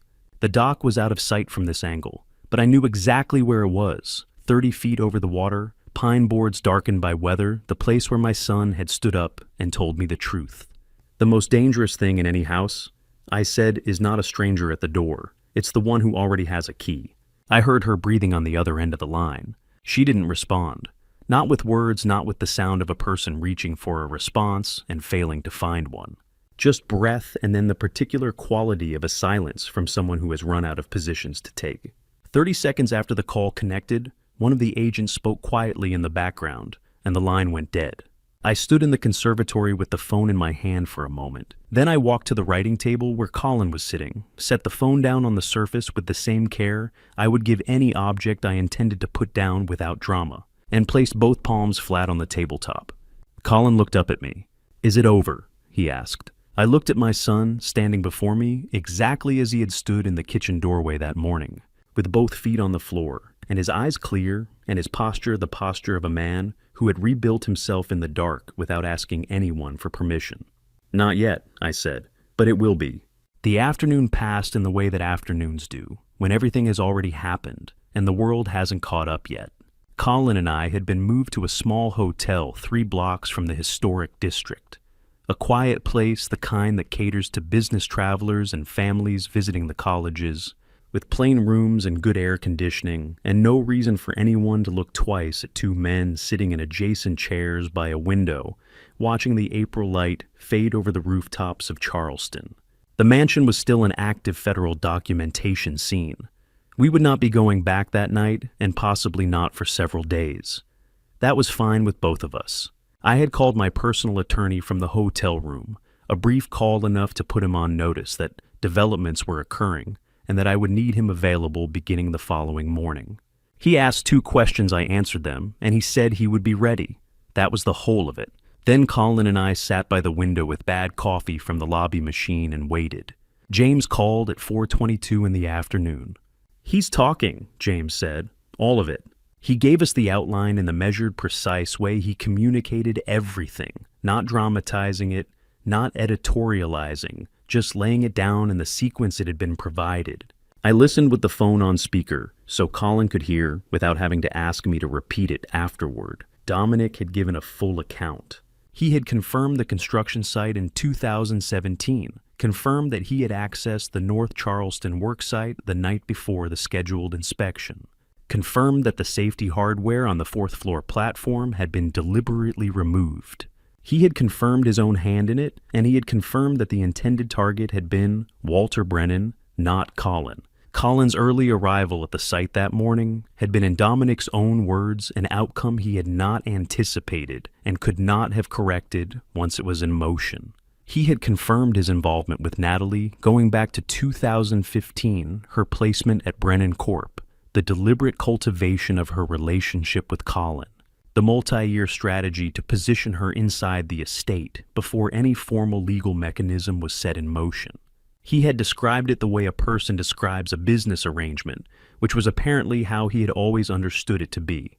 He had confirmed Richard Holt. He had confirmed the Savannah policy, the circumstances of its payout, and his role in facilitating the documentation that had allowed a man's passing to be recorded in a manner that served a specific financial outcome. He named the physician who had signed the relevant paperwork. That name, James told us, was already being cross-referenced against medical board records. He had confirmed Dr. Harmon the forged cognitive assessment and the guardianship strategy. He had confirmed the final medication swap and the timeline attached to it. He had provided the name of the supplier from whom the specific compound had been sourced. He had provided all of it. James said there was one moment partway through the session when Dominic had stopped and asked how extensive the audio record was. When the agent across the table had outlined the scope, 41 months of continuous recordings, cross-referenced with federal financial documentation and 2 years of independent investigation, Dominic had been quiet for approximately 30 seconds. Then he had continued talking. There was nothing left to protect. When James finished and the call ended, I set the phone on the table between us. Colin was looking at the window. The light outside had gone from gold to the flat, soft gray of early evening, the kind of light that settles over Charleston in spring, like something being lowered gently into place. He sat with his hands in his lap and his posture straight, the posture he had maintained for 4 years in a chair he no longer needed now, his naturally, no longer a performance, and he didn't say anything for a while. Then he nodded once, a small single motion downward and back, up the nod of a person checking an item off a list they have been working through for a very long time. Not satisfaction exactly. Not relief, though. I suspected relief was present somewhere beneath it. Something more like completion. The particular quiet of reaching the end of something that required everything you had and discovering that you have in fact arrived. I understood it. I didn't try to add anything to it. We sat in the gray light and drank the bad coffee and let the evening come. The legal notice arrived the following morning. It came through my attorney, forwarded from Natalie's legal representation, a firm based in Columbia, whose name I didn't recognize, which suggested it had been engaged quickly and specifically for this purpose. The document was 4 pages. The language was careful. The argument structured, the tone of it almost impressive in its construction, given the circumstances under which it had been assembled. The central claims were 2. The first, that Colin Brennan had deliberately staged the construction incident of 2017 in order to avoid financial obligations arising from a disputed project contract, and that his subsequent period in a wheelchair had been a calculated deception designed to generate sympathy and avoid legal accountability. The second, that Walter Brennan was a cognitively impaired individual currently being manipulated by his son, and that any statements, evidence, or legal instruments attributed to Walter over the preceding 48 hours should be regarded as products of undue influence rather than competent, independent decision-making. I read it twice, thoroughly the way I read everything twice. Then I set it on the hotel desk and stood at the window for a moment, looking out at the quiet Charleston street below the morning foot traffic, the coffee shop across the road, with its line of early customers, the ordinary, unremarkable movement of a city beginning another day. For the first time since I had stood in my kitchen watching Natalie's car reverse down the driveway, I laughed. Not loudly, not with warmth exactly. A short, quiet sound, the involuntary response of someone who has seen a specific move anticipated correctly and is watching it played out anyway. "She's still playing," I said. Colin looked up from the bed where he'd been reading. He looked at the document, then at me. Then he picked up his phone and called James. James answered on the second ring. Colin read him the 2 central claims without commentary in the same flat tone you'd use to read a utility bill. James was quiet for a moment, and then he said 3 words. "Let her play." Colin looked at me. I looked at the street below. The coffee shop line had moved. The city continued. And I understood in the particular way that you understand things that have been building for a long time and have finally found their level. that whatever Natalie's legal team put in front of any judge in any jurisdiction over the coming months, they would be doing it against 41 months of audio, 2 years of federal documentation, a complete evidence package on 3 redundant servers, a signed confession from her co-conspirator, and a medical record that would shortly include independent toxicological confirmation of everything Colin had outlined on the dock that morning. It was already over. She just hadn't stopped yet. The envelope arrived 2 days later, forwarded through James's office to the hotel address he'd registered for us. It was a standard federal laboratory return, no markings beyond the agency identifier in the upper left corner, and my name typed cleanly across the front, unremarkable in every visible way which seemed appropriate for something that contained, as I already understood it, would. A precise chemical accounting of what the past 5 years had actually been. I didn't open it immediately. I set it on the small desk by the window, went to the bathroom, filled a glass with water from the tap, and brought it back to the desk. I pulled out the chair. I sat down. I drank about half the glass and set it to one side. Then I opened the envelope. The report was 6 pages. The first 2 were procedural sample identifiers, chain of custody documentation, laboratory certifications, the administrative scaffolding that surrounds the actual findings and gives them their legal standing. I read those pages the same way I had always read the front matter of contracts, quickly noting the structure moving through to the substance. The substance began on page 3. The benzodiazepine concentration in my bloodstream was, according to the report, significantly elevated above any therapeutic range associated with standard prescribed usage, the kind of accumulation that occurs when a compound is administered continuously over an extended period rather than in the acute doses for which such medications are typically prescribed.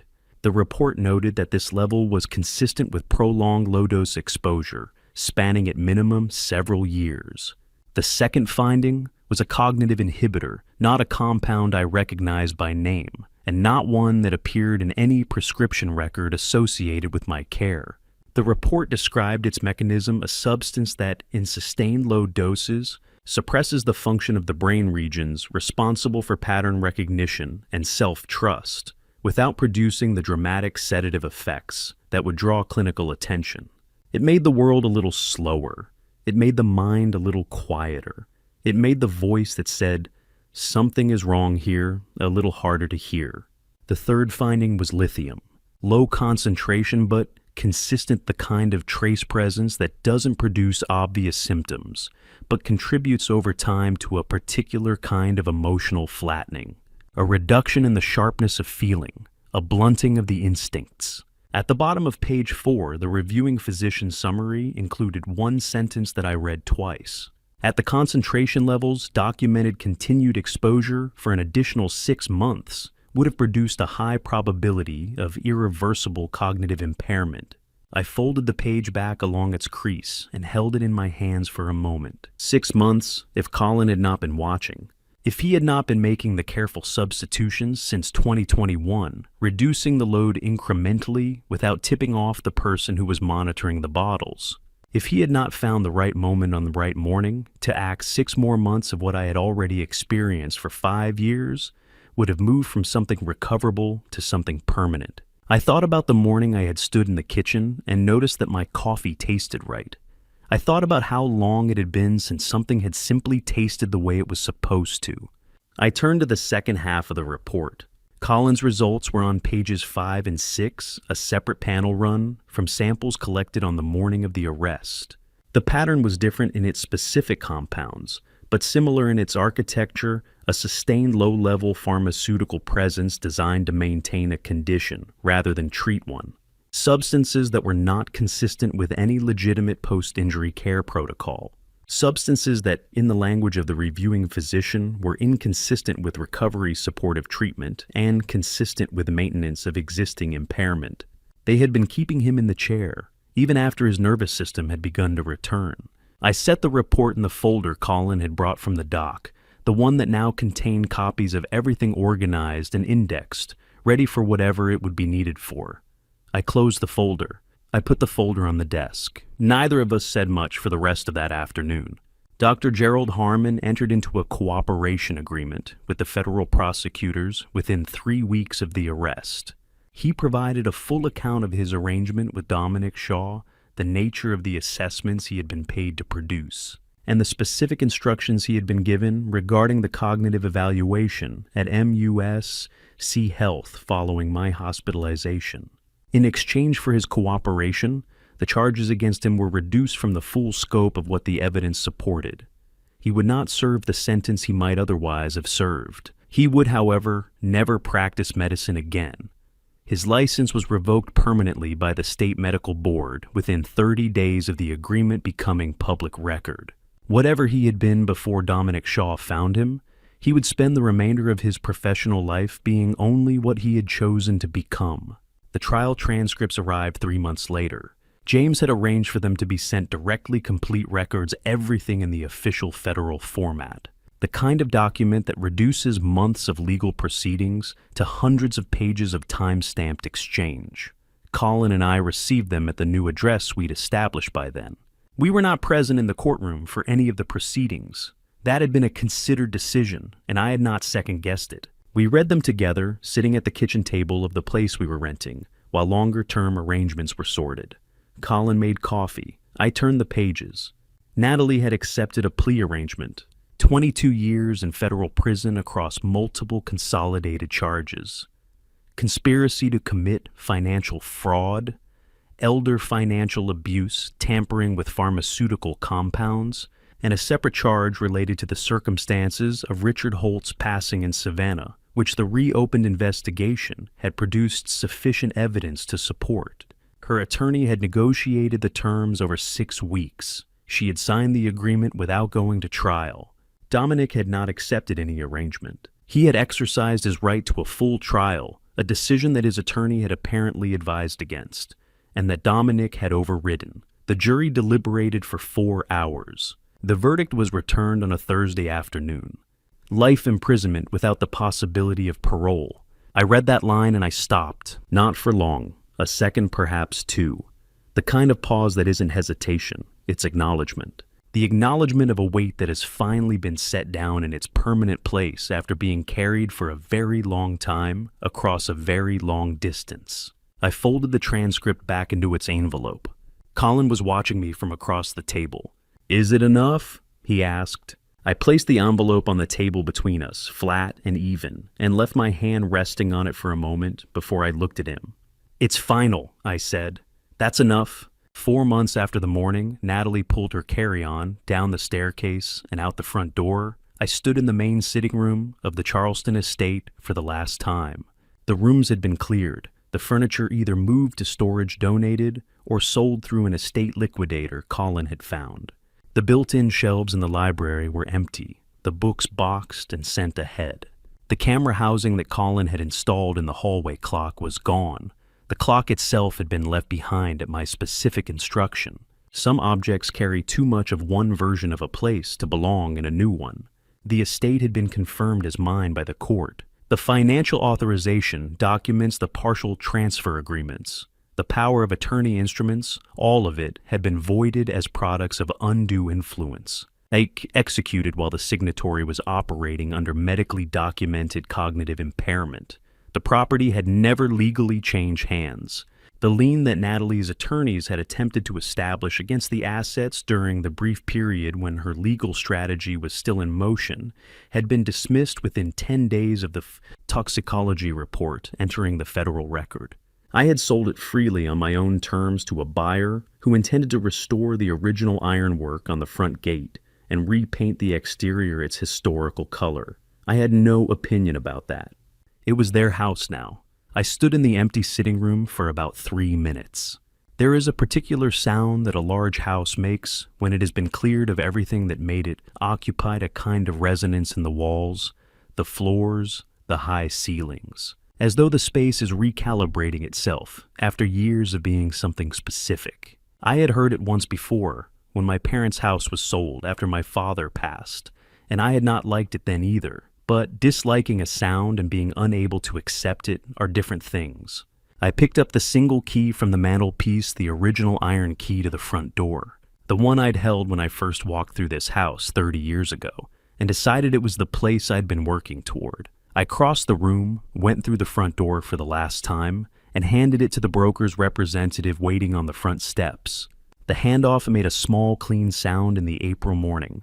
I walked to the car without looking back. Isle of Palms sits 20 minutes east of Charleston, across the Intracoastal Waterway, a barrier island with a long stretch of Atlantic shoreline low beach houses set back behind the dunes, and the particular quality of light that you only get when there's nothing between you and the open water. We rented a 2-bedroom house on a street that ran perpendicular to the beach, close enough that you could hear the surf at night with the windows open and smell the salt in the morning before you'd made your coffee. Neither of us had history on the island. Neither of us knew the neighbors. No one there had any particular reason to think about Walter and Colin Brennan, or about anything that had happened in a historic district house on the other side of the bridge. That suited both of us precisely. The first weeks were quiet in a way I hadn't experienced in years, not the enforced quiet of medication, not the heavy, muffled silence of a house where things were being concealed. Just space. The sound of the ocean and the wind in the palmettos and the ordinary acoustic texture of a small house with 2 people living in it according to their own rhythms. I slept without difficulty for the first time in longer than I could accurately date. Colin began formal physical therapy in September. There was a clinic in Mount Pleasant just across the bridge, a practice that specialized in neurological rehabilitation, with a staff that was accustomed to working with patients whose recovery trajectories didn't follow standard timelines. Colin had chosen them specifically because they asked good questions and didn't assume answers. I drove him to the first session and sat in the waiting room with a cup of coffee and a book I didn't read. He came out 40 minutes later, moving more carefully than when he'd gone in. He told me in the car on the way home that he'd fallen twice during the session, both times in the first 10 minutes, before he'd found his footing with the new environment and the therapist's approach. Both times he'd gotten up without assistance. The therapist, he said, had reviewed his intake assessment with the particular expression of someone whose professional experience is being mildly challenged by the data in front of them. "You've been maintaining significant muscle mass and connective tissue integrity," she had said, looking at the assessment results. Yet for someone who hasn't had formal rehabilitation in 7 years, the structural condition is, frankly, it's unusual. How have you been doing that? Colin had considered the question for a moment. Then he'd smiled. I had not seen my son smile, genuinely smile, the kind that starts somewhere behind the eyes and arrives on the face without being constructed, since before the accident in 2017. Since before the years in the wheelchair, before the nights on the cold floor, before the years of holding something enormous in complete silence while continuing to show the world a face it expected to see. He told me about it that evening on the back porch, watching the light go off the water. I didn't say anything. I just sat next to him and let the evening do what evenings on that island did, which was to continue arriving regardless of what had come before them. My own recovery moved more slowly and more visibly with each passing week. The fog lifted in increments, not all at once, not in a single morning of sudden clarity, but gradually, the way a room becomes bright as the sun rises rather than as a switch is thrown. I noticed it in small things first. The way I could hold a thought from one end of a sentence to the other without losing the thread. The way I could read a page of a document and remember its content without having to reread it immediately. The way mornings felt like mornings again, actual mornings, with their own quality and weight, rather than one continuous dim interval between one night and the next. By October, I was myself. Not the version of myself that had existed for the past 5 years, moving through a pharmaceutical gauze. The version that had existed before, modified by what I now knew and what I had been through, older, quieter, in certain ways, more deliberate but mine. About a month after we moved in, I put a small piece of paper on the refrigerator door. It listed 3 things: medication to be taken only from original sealed packaging, verified at the point of dispensing, monthly financial statement review conducted personally. Passwords changed every 90 days with no exceptions. Colin read it that evening when he came into the kitchen. He stood at the refrigerator for a moment, then picked up the pen from the counter and added a fourth line at the bottom in his own handwriting, smaller than mine. Coffee, always make your own. I looked at the line for a long moment. Then I looked out the kitchen window. The morning was still early enough that the beach light was coming in, low and flat, laying itself across the water in the particular way it does on the island before the day has fully decided what it wants to be. The sound of the surf moved through the window glass, steady and unhurried, the way the ocean continues, regardless of what has happened on the land beside it. I reached for the coffee maker. 2 years. I know the exact date the way you know, the dates of things that have reorganized your understanding of your own life. But I don't count from it anymore. I used to in the first months, measuring distance from the morning in Charleston, the way a person measures distance from a medical diagnosis or the end of a long war, checking the calendar against memory, running the arithmetic of how far we'd come. I stopped doing that sometime in the second year, not because the distance stopped mattering, but because the present had become sufficiently itself that it no longer needed to be defined by its relationship to the past. This morning, I woke before Colin and went to the kitchen. The Isle of Palms house faces east, which means that by the time I'm standing at the counter with the coffee grinder in my hands, the first light is already coming through the window above the sink, low and pale, the particular color of early morning on the Atlantic coast, when the sky hasn't committed to blue yet, and everything is still held in that quiet, undetermined light that belongs only to the hour before the day begins. I measured the coffee with a small spoon Colin had bought at a market in Mount Pleasant, the right amount the way I liked it, no more and no less. Not because I was being careful in the way that suspicion requires carefulness, because I had learned over the past 2 years that doing things correctly is its own form of attention. That precision applied to small things is a way of being present in them. The grinder ran for 22 seconds. I poured the water at the right temperature. I waited. Steam rose from the mug in the morning light, curling upward and dissolving in the warm air near the window. I had seen this image before. Steam rising morning light, a kitchen counter, a cup held in both hands. But it was entirely different now, in the way that the same chord sounds different depending on what has come before it in the piece. I drank my coffee and looked at the water. Colin appeared at 7:30. His hair was uncombed. He was wearing the older of his 2 pairs of running shoes, and a shirt I recognized from 3 years ago. He was carrying his laptop under one arm and appeared to be in the middle of a thought that had started somewhere between his room and the kitchen and hadn't fully resolved yet. "Morning," he said, moving toward the coffee maker with the unhurried ease of someone who knows exactly where everything is. Morning," I said. He poured his coffee. He sat down at the table across from me. He opened the laptop and looked at whatever he'd been thinking about, and the kitchen settled into the comfortable quiet of 2 people occupying the same space without requiring anything from each other.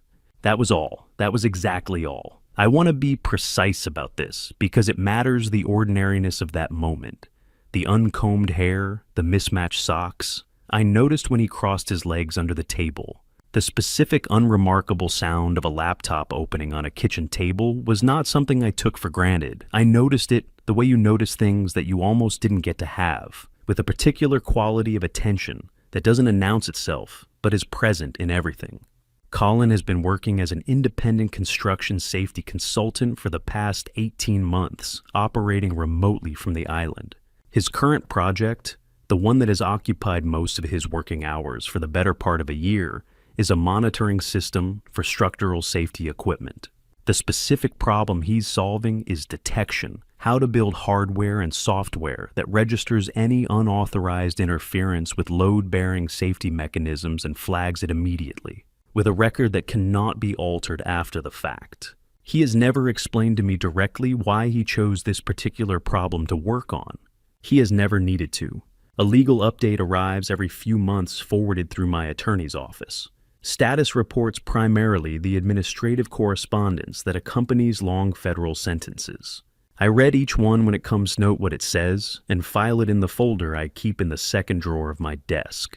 The folder is thin. There is not much to note. I have been asked more than once how I feel about the people who are named in those reports, whether there is anger, whether there is something that requires resolution or expression or continued processing. The honest answer is that what I feel when I think about them is a kind of settled clarity. Not absence of feeling something more active than that, but less consuming than anger. Anger, I have learned, is expensive. It requires constant fuel and constant maintenance, and it takes up space that could be used for other things. What replaced it somewhere in the first year on this island was something quieter and more durable. Peace is not passive. It is not the absence of awareness or the erasure of what happened. It is the decision made again, sometimes daily, in small moments to direct your attention toward what is living rather than what has already been settled. Hatred needs feeding. The kind of stillness I've arrived at does not. Some mornings, when the light is right and the sound of the surf is coming through the window at the particular angle that makes it feel like it's inside the room rather than outside.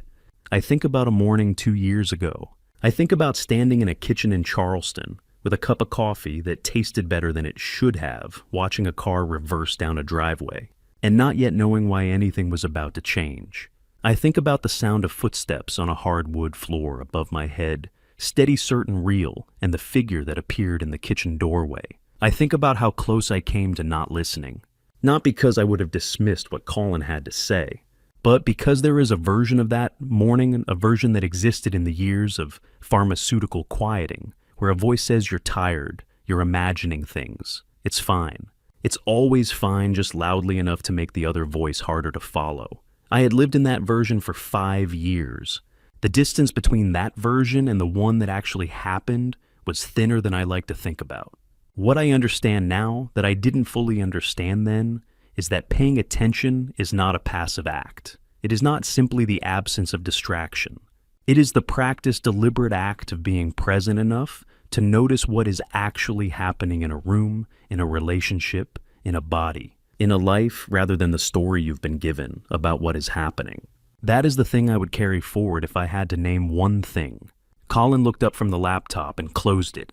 Walk, he said, meaning the beach, meaning the stretch of shoreline we'd worked into the morning routine sometime in the first month on the island. Shoes off, coffee, finished. The 40 minutes before the day's demands began that belonged entirely to the sound of the water and the feeling of sand still cool from the night. I looked at my cup.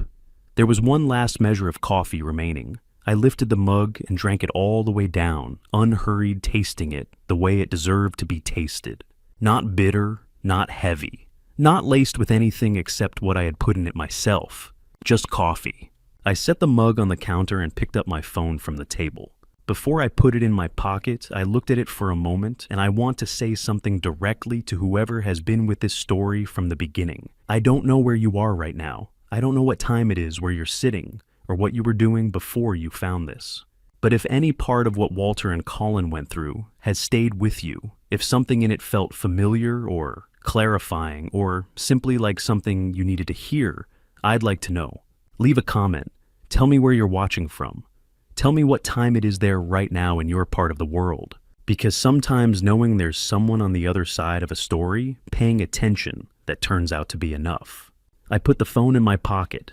Let's go, I said. Colin was already at the door. The sound of the ocean came through it when he opened it. The long, unhurried sound of water that has been arriving at this particular shore since long before either of us was here, and will continue long after. We walked out into the morning. If you've stayed with me this long, then you've heard the full weight of this family story. And I want to be honest with you about something I don't always say out loud. I almost missed it. Not because I wasn't paying attention, because I had been slowly, deliberately taught not to trust my own attention. Every instinct that said something is wrong here was quieted by medication, by routine, by a version of care that was never care at all. That is the part of this family betrayal that took me the longest to forgive myself for. Not the signed documents, not the years of confusion, but the mornings I almost had the thought and let it go. So here is what I would say if I could say anything to someone standing where I once stood. Don't wait for certainty before you ask questions. Don't confuse loyalty with silence. And don't let anyone, no matter how close, no matter how long they've been in your home, make you feel that trusting your own judgment is a burden to the people around you. I lived too many years doing exactly that. Don't make the same choice I made. I believe that God places people in our lives at exactly the right moment, not always when we ask, but precisely when we need them most. Colin was there in the dark, rebuilding what had been taken from both of us, while I sat at a breakfast table and called it a normal morning. I did not know, but something larger than coincidence was working through all of that silence. I have no other name for it. This family story is not one I would have chosen, but I am not sorry for where it ended. A family betrayal of this depth, sustained over years, hidden behind routine and care, and a familiar face does not leave cleanly. It leaves changed. What you do with the change is the only part that belongs to you. The lesson I carry is simpler than the story. Peace is not the absence of difficulty. It is what remains when you have stopped feeding everything that wants to consume you. This family betrayal arrived quietly in small gestures, in routines, in the face of someone who already had a key to every room. Hatred is expensive. Clarity is not. Choose clarity even when it is late, even when it costs you the life you thought you had. This family story ends on an island with bad coffee from a lobby machine, replaced by a cup I made myself. That is enough. That is more than enough. Pay attention, make your own coffee, and never stop listening for the footsteps that matter. Thank you for walking through this with me all the way to the end. If something in it stayed with you, I'd genuinely like to know. Drop a comment and tell me, what would you have done if you were in Walter's position, sitting at that kitchen table? Watching that car back down the driveway, I'd love to hear your perspective. And if this story moved you in any way, consider subscribing so you don't miss what comes next. A small note: while this story draws from real human experiences and themes that many people have faced, certain elements have been dramatized for storytelling purposes. If this style of content isn't for you, there's no pressure. Feel free to explore other videos that speak to you more.